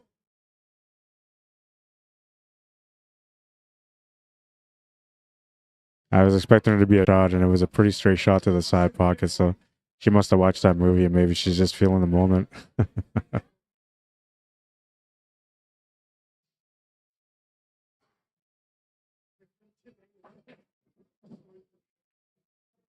Makes the shot to the corner. He'll tie up the match at 3. It's a hill matchup here. First one of the night. It is on. It is on. Is it my bad for not saying behind the line? What do you mean? Behind the line off the break? You put a ball over you shot it. Oh, I yeah. said foul. Well, technically you're supposed to know, but I mean, that's a standard rule. Everybody should know that already. No, but it's not behind the line. Not off the break. Yeah. Oh, you guys are playing 8-ball? Yeah. Yeah. Okay. I think it's 10-ball. Is it my obligation to say, oh, behind the line, sir? It's not your obligation, but like it's kind of expected. It's like a sportsman thing, right? Like you're supposed to kind of like, hey man, yo, you know, like just when like somebody has a ball in hand, you're gonna take it, right? Like I said, it's not your obligation, man. But that's the expectancy. That's what he's talking about, probably. That you should have said something. You should have paid attention. But I think like if it was the other way around, I don't know if he would have told you something either, right? Like so, you never know, man. I wouldn't make that. But you're supposed to know an 8-ball, you know, like if he plays 8-ball all the time, you should know that it's behind the line off the break. So I don't know. And it sounded like it was the first rack as the last rack. You guys were playing for a while. You guys, what were you? Racing to 4 or 4-3? It even makes it more dramatic. You play the winner of this table. I said, I'm sorry, man, but it's for money. Yeah. Well, and I mean, I don't know. Like I don't know how I feel about that. I think like myself, I would say it, but I don't expect many of my opponents to say it. Right? It's like it's more of a sportsman thing. I don't know. You can't feel bad about it though, because really it's his responsibility to see it. And if he doesn't know, that's not on you. No, in a pro competition, there would be no communication. They wouldn't talk. The ref would have just said foul, right? But like you usually don't talk to your opponent and tell them, hey, by the way, ball in hand, or hey, by the way. Hill? Yeah. No, that's not safe. So I get it. I wonder how many people would say, you should ask that. How many people would say, yeah, I don't know. How many people would tell them? I get it, it was my own fuck up. But I would have never done that to you. I would have told you that Mitch, what are you doing? But why are you mad at me for your doing? Well, because you weren't sporting yet. You saw me You playing. could have still told me, fuck, Mitch, what are you doing? Hill. I don't care. Well, whatever. I still think that was pretty crappy on your part. What if it was Even Manitoba? though What if it's a Manitoba championship? maybe a different story. Okay, whatever. I mean, I get it. I It's still my get it fuck too. up, eh? Yeah, I get it too. I was just Yeah, talking. no, that We're wasn't just very debating sporting about- of you. I think as far as that goes, you're But no, that's but it was you still my saw me fault. break those. I know, but still, fucking tired, fuck what? Don't be mad. I am mad. 'Cause I don't think that was very sporty of you. We're buddies. I would have told you, look, you know, hey, That's your mistake, though. I agree, but even if you would have done that, I would have fucking, hey, do it. I would have done exactly that. 'Cause that's the way. Whether You'll we're steam on it the off hill or not. anyways. You'll steam it off. I will. I know I will. I'm fucking mad now. Yeah. I'll see you later. You asshole. Take it easy. Hey, did I win any kind of money? No, No, just man. this, right? Yeah. Fuck it, No, they still got a match. It's still, yeah, you still have to win one more. Fuck, guys. I gotta get. Cool down. I wasn't even See you gonna come Sunday. here. See you Sunday. Fuck you. I ain't coming here no more. It's not. No, it's just because of what you did, and it's like Yeah, yeah. accumulating of everything. Right? I get it, man. I know that's what I mean. It's debatable. Yeah. Hill, It's a sportsman thing, like I said. But like in my situation, in personal situation, Yeah. like I need it. It doesn't, you know what I mean? Like it's Yeah. to me, it's, you got to think about that too. I'm just grinding. You know? Yeah. Play with the damn bar cue, right? What have you done? Would you have told him? No. I'm on Nathan's side. Because you're supposed to know, right? And it's deep into the match. So I know. Hill. I didn't know what happened there, but if he plays ball in hand, fine. I call foul. I call foul the same as you do. Okay, so you weren't warned him? Doesn't matter who it was? Doesn't matter who it was. I don't think so. I would have done it to you. Yeah. I think I would have. I would have punched I him mean, in I the lost. face. I mean, I lost. I lost to Mitch. Hill. We had a close game. I missed the 8-ball. Yeah. I missed the 8-ball. It is on. It's his But I mean, responsibility, it man. is. That's how I play the tournament. I wouldn't have said twice in one tournament. I wouldn't have said anything. I wouldn't have said anything. Well, what would you have done, Brian? Would you have said anything? Would you have said, "Hey, it's behind the line"? I would have. Hill? Even if it was Hill, yeah. No matter who it was, you'd say, "Hey, man." I cheated once in pool many years ago. It's not That's cheating. not cheating. I'm trying to say something. No, no, I cheated once in pool many years ago when I was playing in pool league. It was a playoffs. I went to shoot a shot in the side pocket. It went off the horn and fucking went straight to the corner. My opponent didn't see And you it. just walked I up and shot the next looked at all one. my teammates and I looked at them like, what do I do, right? And they're all like, right? So I was like, okay, I gotta shoot it. Keep going. So Yeah. I shot the next shot. We ended up winning. Whatever. No, but okay, yeah. That's So different. anyways, That's since different. that day, I've never forgiven myself, and I've always said to myself, I'll always be honest no matter what.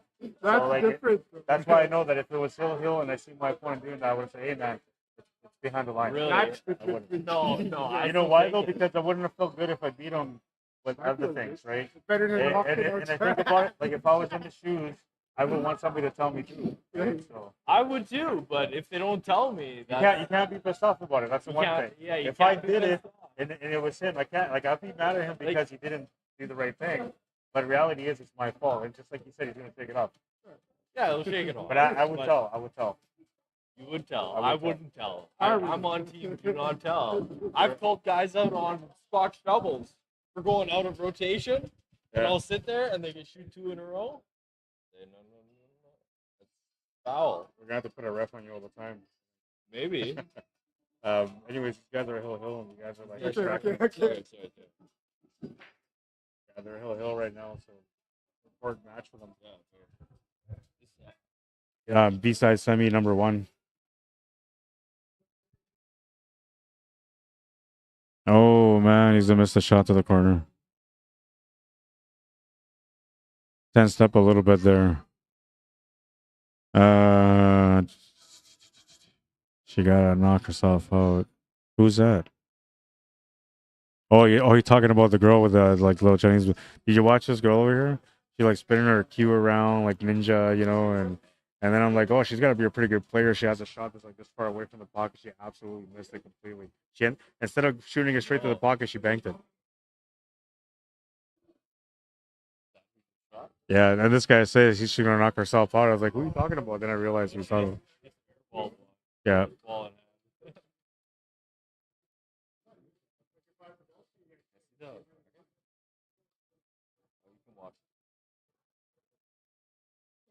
That's where we are now.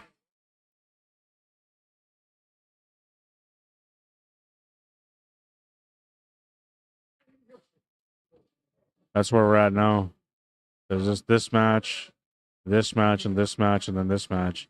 But probably when we get like here, we might end up splitting because it's already 1 o'clock almost. Hour and a half. But so when we play our match, these guys are gonna play their match, and then that way, hopefully, we're all done at the same time, and then that will go straight to there.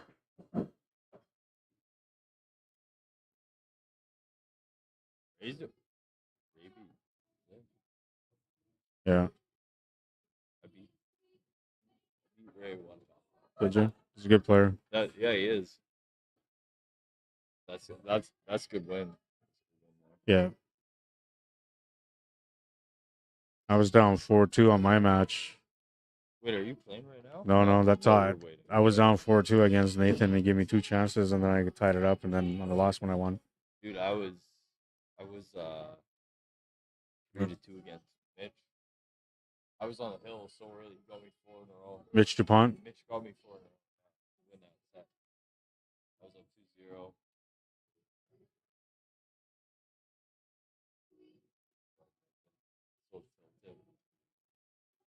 Felt like he played well against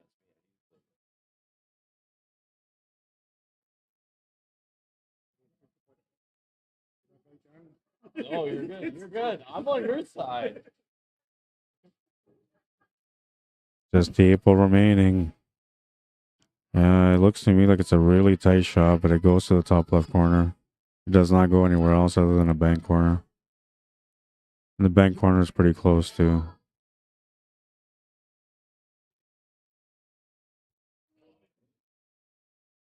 See this angle a little bit, but you can see it's really tight. It's got like a 80% chance of running into that stripe.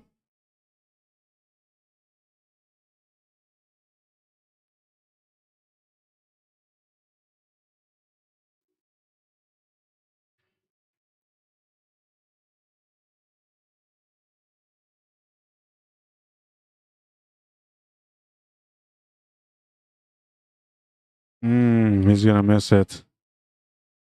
It was tight. It was a tight squeeze. I think there was just enough room for it to go. And usually a shot like that, it's really intense, especially when it's hill. So Leo left us with a luckier break here. He'll get a chance to win this match with a score of 4-3. You'll have to play Nathan Wood next. Be sure to get a good positional shot on the 8-ball. Me and Ray Perot are going to have a little dance here for the A-side final next. Jose says that's good.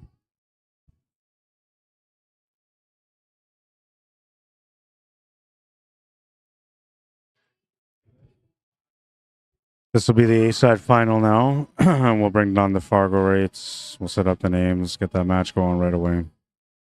4-3, I got an update here on Challenge.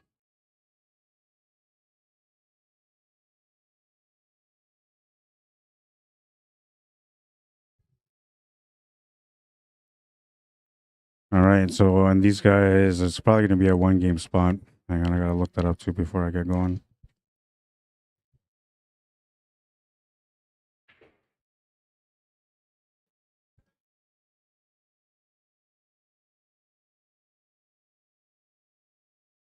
Wait, it's the wrong one.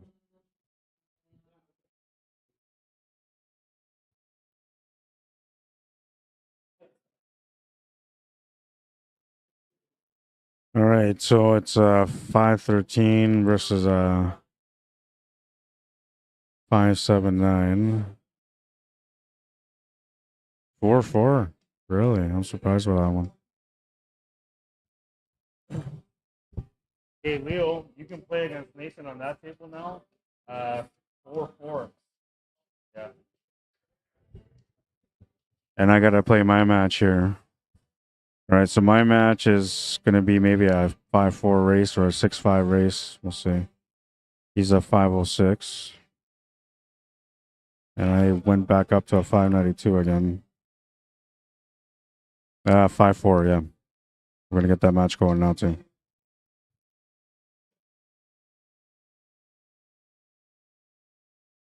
I'll flip a coin before I get this scoreboard going.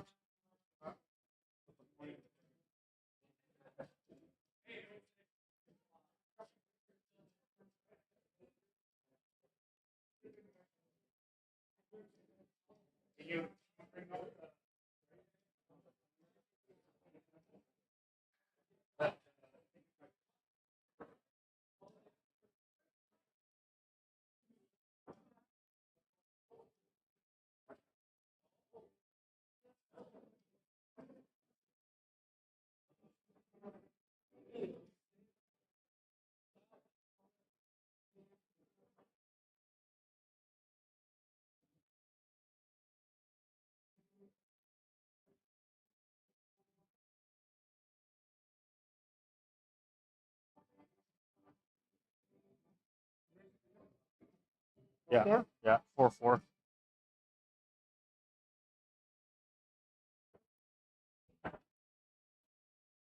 It's my break first, man. Yeah. All right, so we got the scoreboard set up. Ray is a, what did I say it was? 506.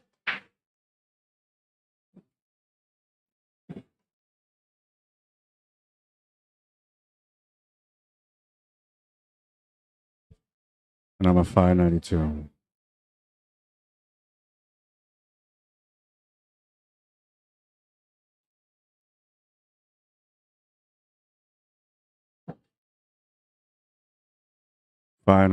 Okay, so there we go. That's all set up now. One more thing I gotta do here.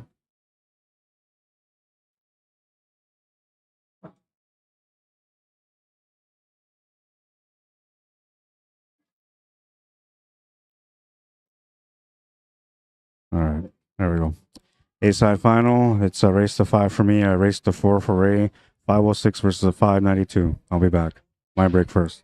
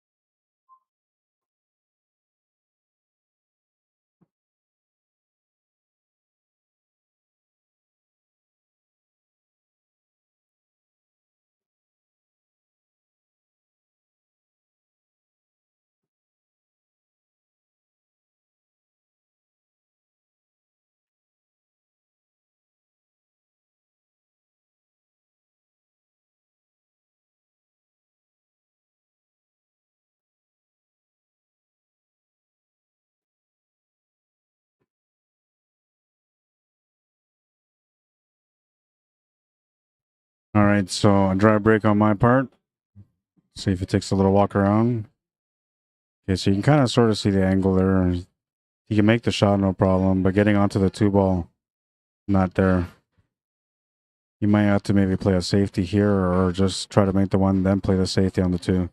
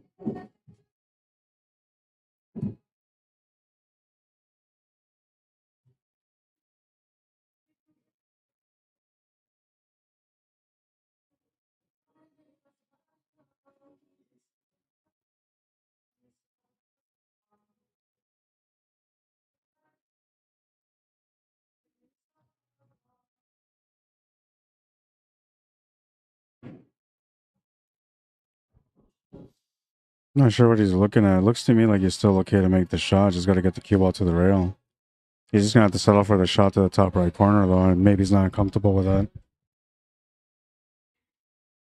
I should have missed that 5 ball there, but I'll shake it off.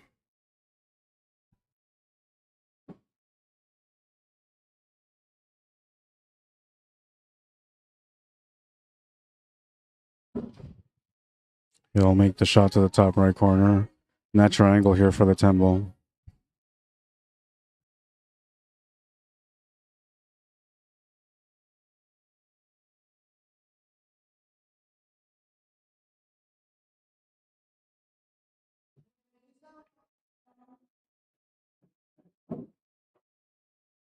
Very nice shot. Nice position for the 10 ball as well.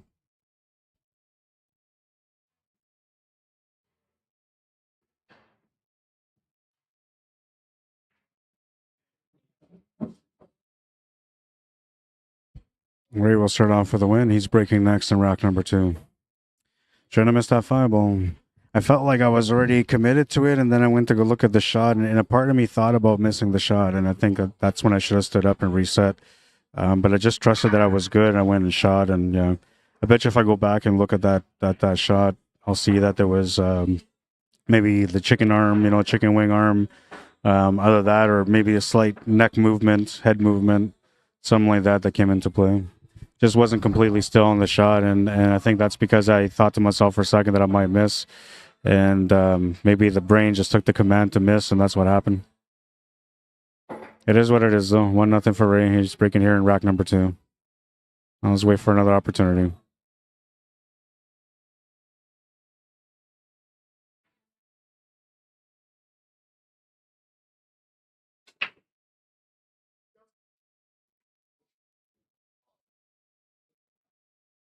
Nothing off the break. My turn to shoot.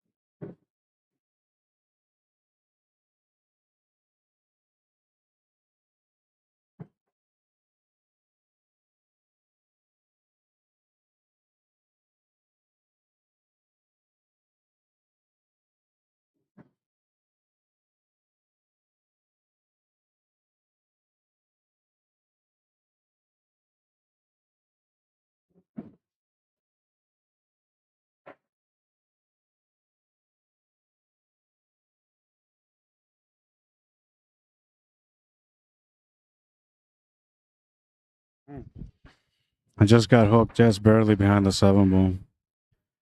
I thought about doing the jump, but the thing is that I need to get angled to get back down for the 7 because that 8 and 9 are not in a good spot. So unfortunately for me, I ended up missing the shot on the 6 ball and I scratched, which is the worst part. If I don't scratch, I might have a chance, but scratching looks like it's not going to be good for me here.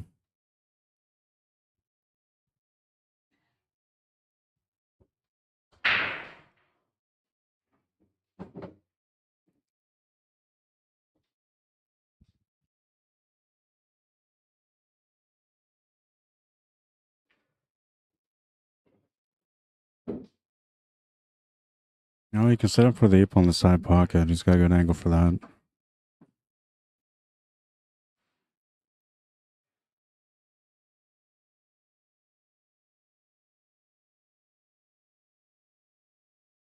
We'll see if he sees it or not, though. He might even try to run into this, but it looks here like he's going to the side pocket. Because he was thinking about the 8 ball, he's going to leave me hooked as well. All right, I'll be back.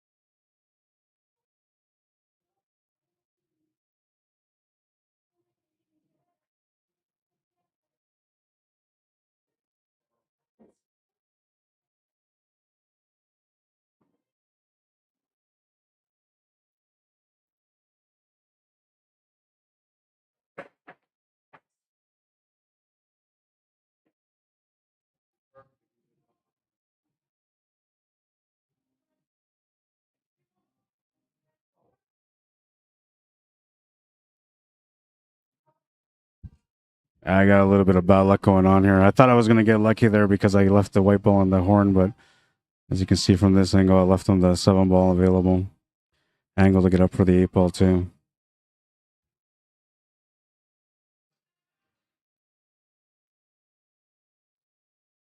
Oh, he was setting up for the angle there for the combo. I thought about that one too, but it's the 8 ball doesn't go past the 10.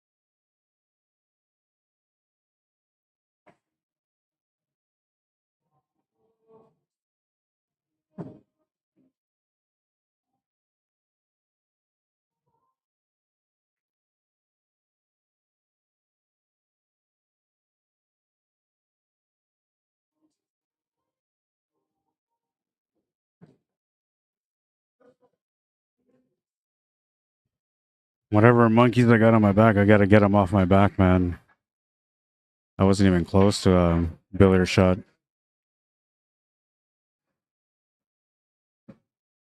And I opened up the table perfectly here. I thought I hit that ball to the corner with the right amount of pace so I can guess it up, and instead I ended up overhitting it.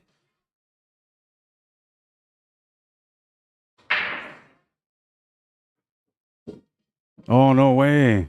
No way. We're going to be tied at 1.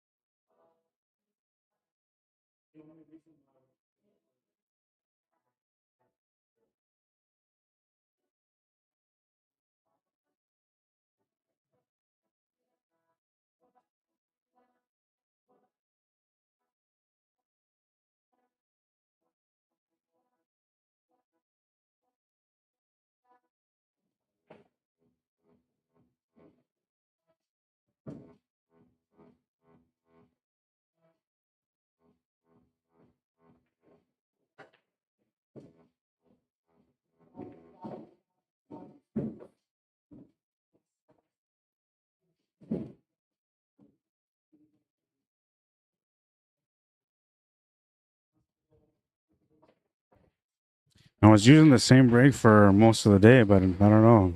Like the last 2 times I broke with that brake, it hasn't worked. Might have to switch the spot, or maybe try from the right instead of the left. Sometimes it's not necessarily the spot itself, but it's the side that you're braking on, like waking up on the wrong side of the bed, you know?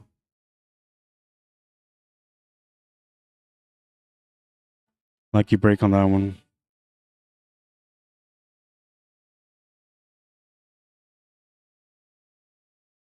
Pool gods are with you, says Harold. I don't know, man. But you know what? I am playing for a cause. I'm not playing for myself today, so maybe they're listening to the fact that I'm just trying to do something good here tonight, and every time I play for the next couple of weeks. There's no personal satisfaction out of anything here. I'm just trying to play good and staying focused, trying not to let anything get to me. Like I said, I'm playing for the purpose of trying to add more money to a friend's memorial.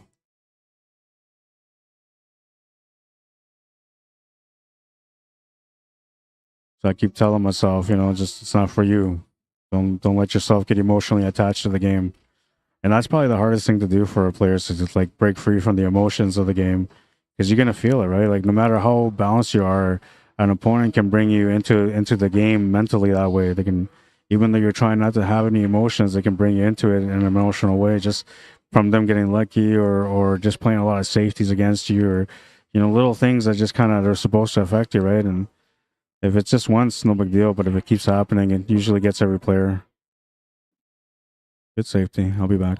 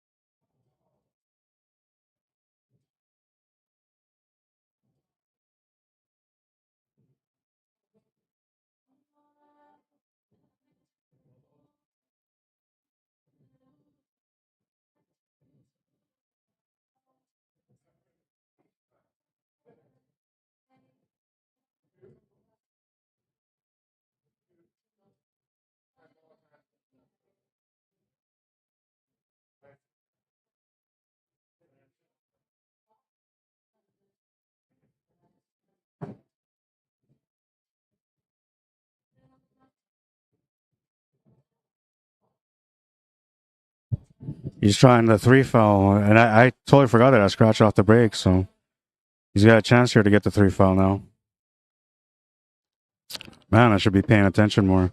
Hitting that one ball was crucial. All right, I'll be back.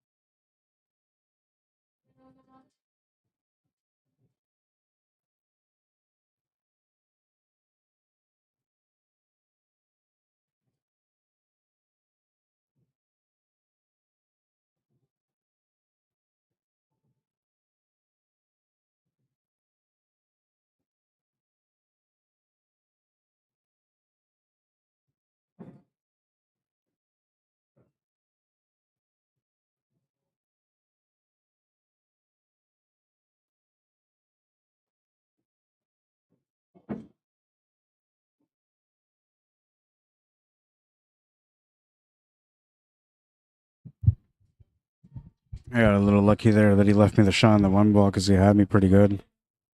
And at least now I reset it, so we're back to square one. Anything can happen now.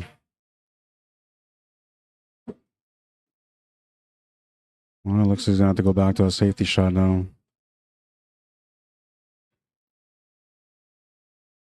You can see the left side of the three.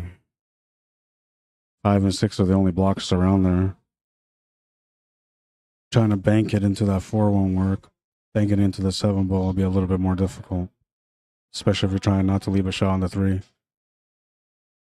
I'll be back.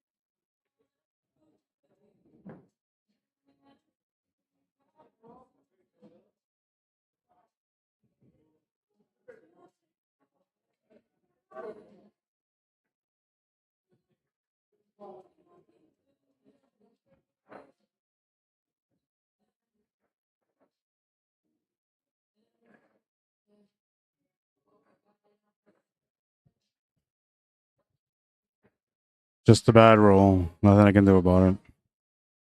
And I miscued on the jump, which is not good. But I wonder if there's anything else I could have maybe done different there. Maybe go off the rail and just kick it. Might have been easier than the jump shot. But I thought the jump shot was okay.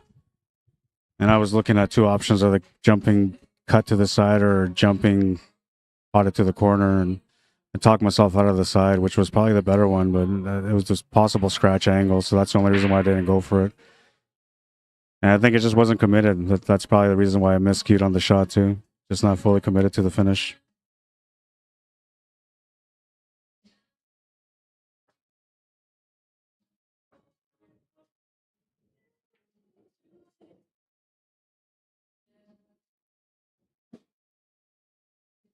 Interesting choice here now. He's ended up tough on this 10 ball both ways. I think it's easier to go to the top right of our screen right now. Can't see it from this angle. Like he has to go to the top right corner of our screen. That's the right shot.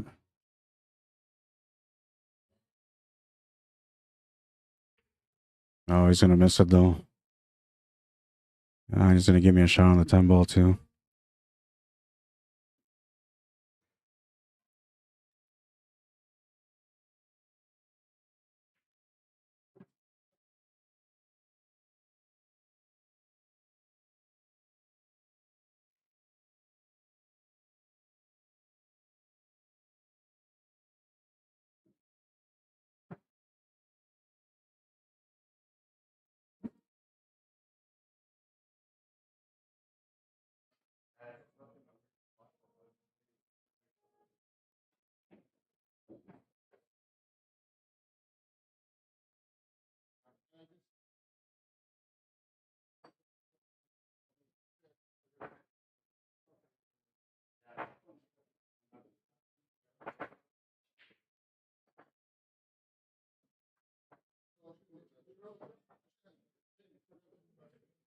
Yeah, you know, like the table's springy, but then like in certain spots it seems like just not fast enough. That was one of those weird shots.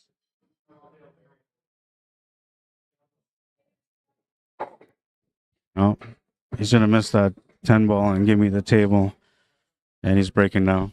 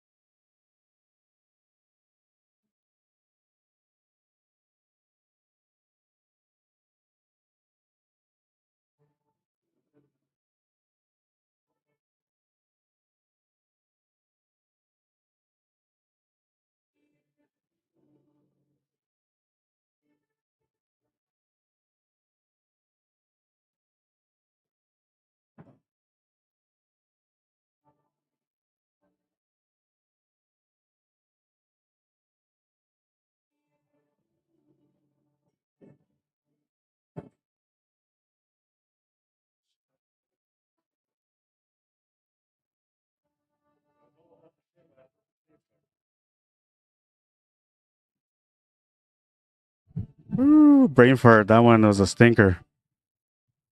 Complete stinker. Man, this table is actually pretty decent too. All I was trying to do is create the perfect angle on the 2 ball, and then I was so focused on that that I missed the 1 ball. Didn't let the natural path work on that one. Just needed to slow down just a bit, you know, not too much, but just a little bit. Gotta shake it off though. Like I said, whatever I'm doing right now, it's just let it be.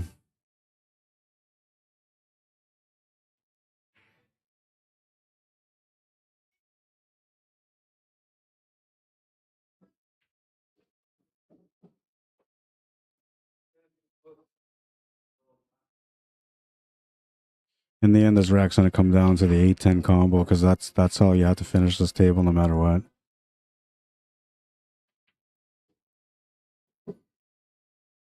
Now he could maybe off the 7 ball break into the 10-8, but I think he's gonna want to set up for the combo. It's the one thing that makes sense here on this rack.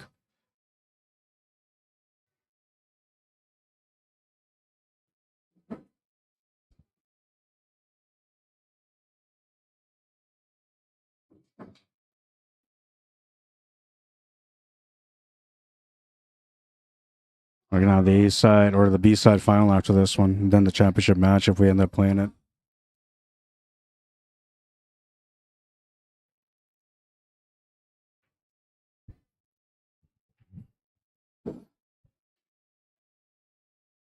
Yeah, so like even the angle that he's playing here is telling me he's gonna want to set up for that combo. I don't think it's worth it to go for the breakout here anymore. But you might have to play 2 real pace here to be able to get a cross back to the right.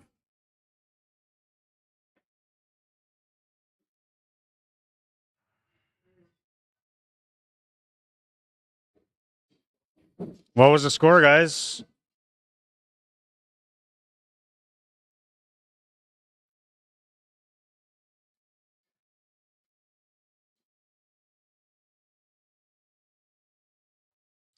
Hey, Nate, if you wait till after we're done, I can give you a ride on the way back, man. But if you want to catch a bus or whatever, that's up to you.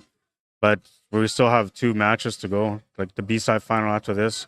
So I'm going to talk to these guys about maybe doing a split or something, because it's already 1:30, right?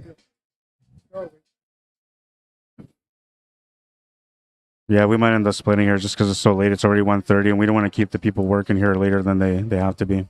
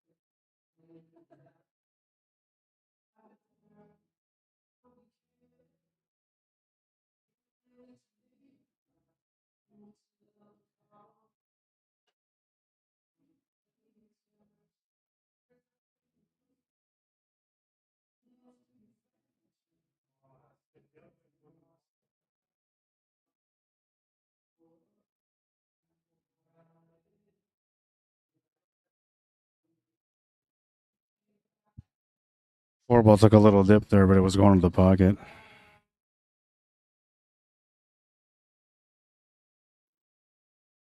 I think I can see some of it.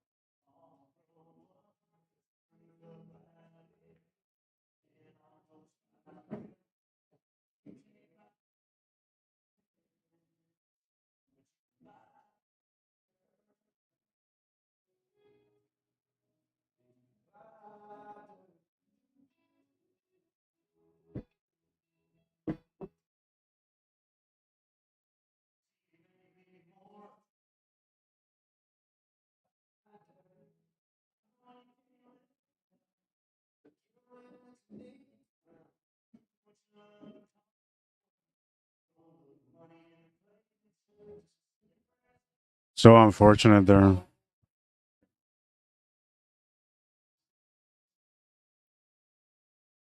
This is a nice little back cut, man. Deserved a better outcome than that.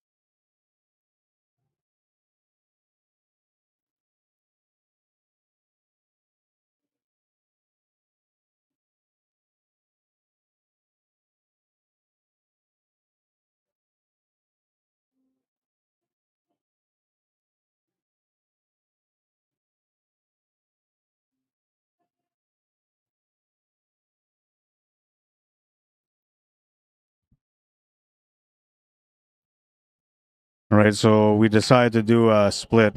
We're gonna do a split here.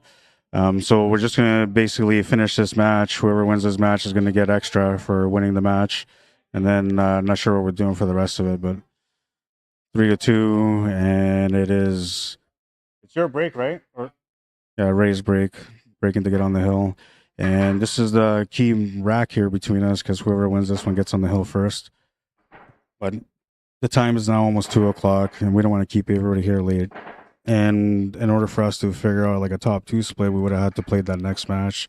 But everybody's kind of exhausted, so we're gonna just work out something here. And you guys kind of basically get the last match here right now. This is kind of considered like the championship match at this point. Sorry for the way it worked out, but it is getting late.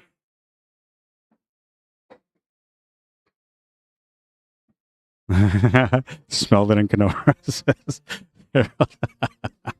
What the F is even happening? Says Hero. No way that was real. Paid actor. Yeah, I'm not sure. We didn't talk about a split until I was about to shoot that 10 ball, which I probably shouldn't have talked about it until after I shot the 10 ball. But yeah, so it wasn't like he missed that shot because he was thinking about the split. He was actually trying to win, and so was I. I'll be back. I'm gonna still try to win because to me, I just want to play my best, like I said all the time.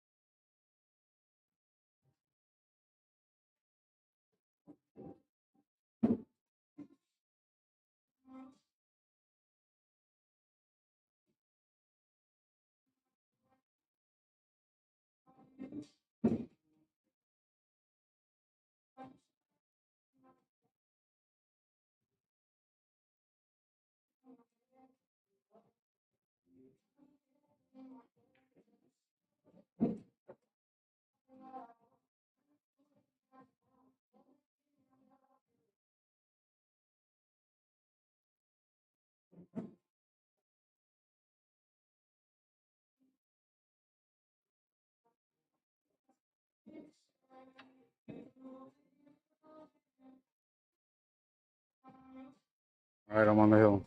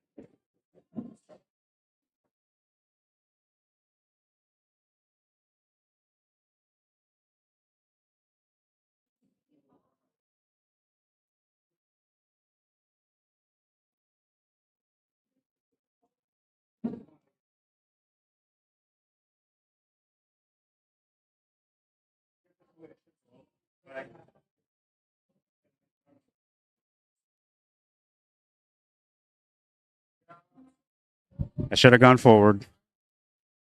I didn't feel good about the draw, but I was like, you know what? The draw is probably the best. Just take it easy, you know, a little less sides, a little bit more bottoms, and I didn't put enough bottoms, too much sides, and I scratched in the side pocket. But it's okay. We're going to the hill, last rack. You guys get your full value here on this one tonight. Well, that was going to be another little run out there. I was feeling it, man. And I worked out everything too. You know, that little nudge on the 6 ball was key.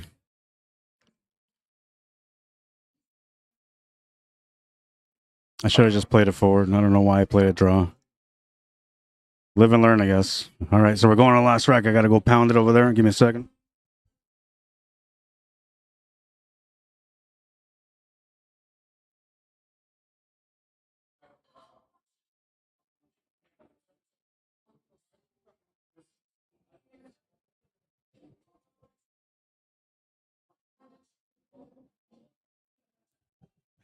Tangents, yeah. I always talk about the tangent line too, man. But honestly, like I knew that I had to reduce the side spin, that I had to do more bottoms, and I just didn't do enough. It happens, man. It's not gonna take away from the way that I've been playing. I've been feeling pretty good about my game today, especially the patience side. You know, because there's been a lot of unlucky breaks, and I just find a way to keep being patient and just wait for my turn. And you know, that's the way the game kind of goes. If you're just patient, you know, you might get those lucky breaks again, and if you don't, then at least you're learning how to lose the right way, which is something I'm going to try to, you know, learn to adapt to. I don't want to necessarily become a loser, but I still want to compete to win. But you know, I just want to learn how to be more modest when I lose. I'll be right back.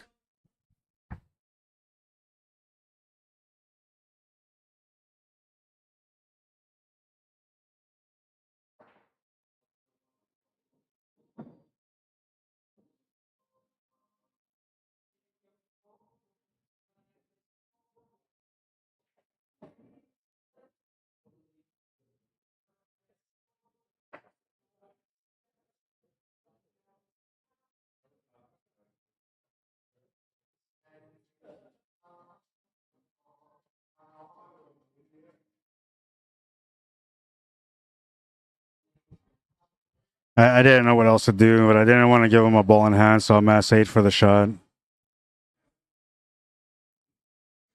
I don't know if you guys ever work on that stuff, man, but I do. I like to work on my really intense spins off the rails, especially when I'm shooting on a straight line and trying to create like a kick angle. It's so good to learn. That's how I know more about the mass 8 position, you know, when I'm in a situation like that, how to aim that mass 8 so I can get good contact. It's good. It seems pointless, man, but it really isn't. It'll help your game out a lot.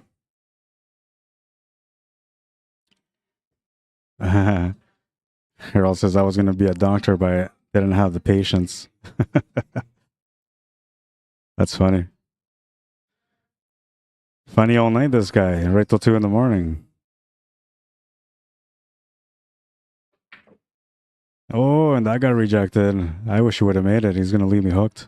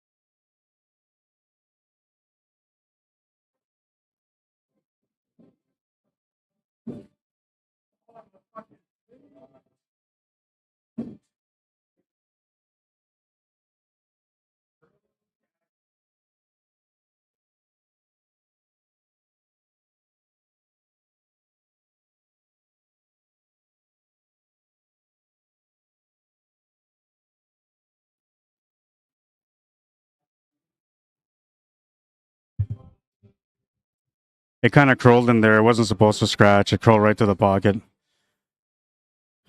It's all good, though. I'm okay with it. I thought I played pretty good today. 4-4 the final score. That's going to be the match. And Ray Perot is going to win it. I'm going to update here on challenge.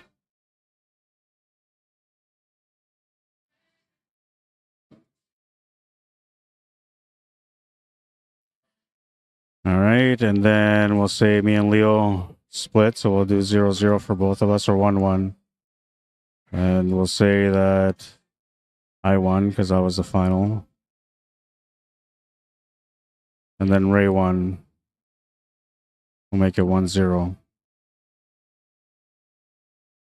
Or maybe I'll make it 1-1 as well and just give him the win. That way it doesn't affect his Fargorate. All right, that's the match. That's the event, the tournament.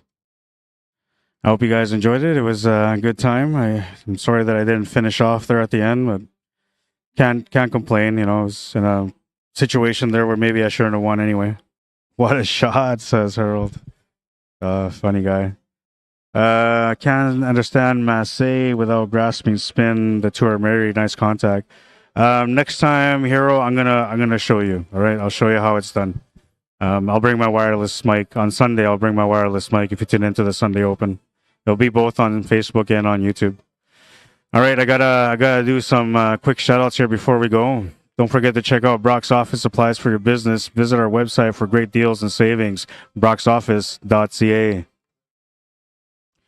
One of the items that's on special right now still for this week is A1 Premier Multi-Purpose Paper, 5,000 sheets per box, $69.99 at Brock's Office, Amazon.com, $90.99. So just a little example there on how you can save some money by going to brocksoffice.ca. It is locally owned and operated here in Winnipeg. And so just in case if you're trying to order, you know, it's anywhere in Winnipeg, Manitoba. I think they can probably do Ontario, Saskatchewan with deliveries. They'll give you some good shipping rates. But this is mainly for Manitoba because that's where they're based out of. And we'll do the snow drag races here. Lake St. Martin First Nation community. They're doing the snow drag races and poker derby happening February 17th to the 18th. $60,000 or over $60,000 in guaranteed cash prizes with trophies of first, second, and third. Niagara Falls, 29th Annual Canadian Nationals happening, CCS event happening March 11th to the 16th at the Niagara Sheraton Hotel in Ontario. $14,000 added, $70,000 estimated prize fund, and they're playing on the 7-foot Predators. If you're looking for another great event here in Winnipeg, you can sign up for the Gordo Black Memorial Tournament happening February 2nd to the 4th. Minimum $3,000 added, staggered entries, and there's a BK Rush Jump Break You raffle as well. It's happening here at the Hangar at 121 Scurfield Blvd. If you guys want to come out and play on that one, just message me and I'll get you in. We're at 80 plus and it's cut off at 96, so we're getting close to the cutoff now. And yeah, just get in while you can because there's still more people wanting to play. The Lower Moa $2,000 added tournament is a memorial tournament happening from February 23rd to the 25th at Sonic's Bar and Grill. 4-person teams, $200 entry with a donation and green fee included. Top 32 teams paid. Rosters are frozen after the first match, and call them directly to register at 204-233-POOL or 204-233-7665. And they're raising money in support of mental health. That's it. Blah, blah, blah, blah, blah. I'd say, well, I'm going to say it anyway. If this is your first time watching me on YouTube, you guys want to subscribe to the channel, don't forget to subscribe to the channel. I appreciate the support. Trying to get to 1,000 subscribers. I'm 30 away, so with the help, I can maybe get there sometime in the next couple of weeks. Thank you, guys. I appreciate you guys tuning in and watching the stream. If you guys want to support my work, you can also do so via PayPal or e-transfer at cslmanitoba@gmail.com. I'm trying to talk fast because we got to be out of here, man. Everybody wants out. They're trying to escape. All right, last highlight. Beautiful cut. Everything went around perfectly. All right. The more you sweat and practice, the less you bleed and battle. Get to those tables, become the champion within. You can't do it without going out there and trying your best every day. And even when you don't want to. The days that you're mad, you're angry, you don't feel it, those are the days you grow the most. Just keep pushing through till you find the champion within. And once you get there, come on down and play on the stream. And, well, we'll get you on the highlight of the day. As long as you get there anyway. If you don't, that's on you, man. I already told you how to get there. All right, we hope you guys enjoy the stream. My name is Rod Arriagada. If you guys want to add me or follow me on Facebook, you can. If you want to message me to either come out to your town or cover an event outside of pool as well, because I do different events, cslmanitoba@gmail.com. Donations, cslmanitoba@gmail.com. If you have an event that you want to advertise, send me the poster and the details at cslmanitoba@gmail.com, and I'll advertise it for you. All right, we're out of here. I hope you guys enjoyed it, man. Sorry that I came up short, but I'll get over it. Have a good night, everyone. Thank you for tuning in. Thank you for liking and sharing the stream if you guys did. And thank you for taking the time to interact. You guys are awesome, man. I'll see you guys at tables next time, which should be on Sunday for the Sunday Open. I'll see you guys then. Have a good night, everyone. Cheers.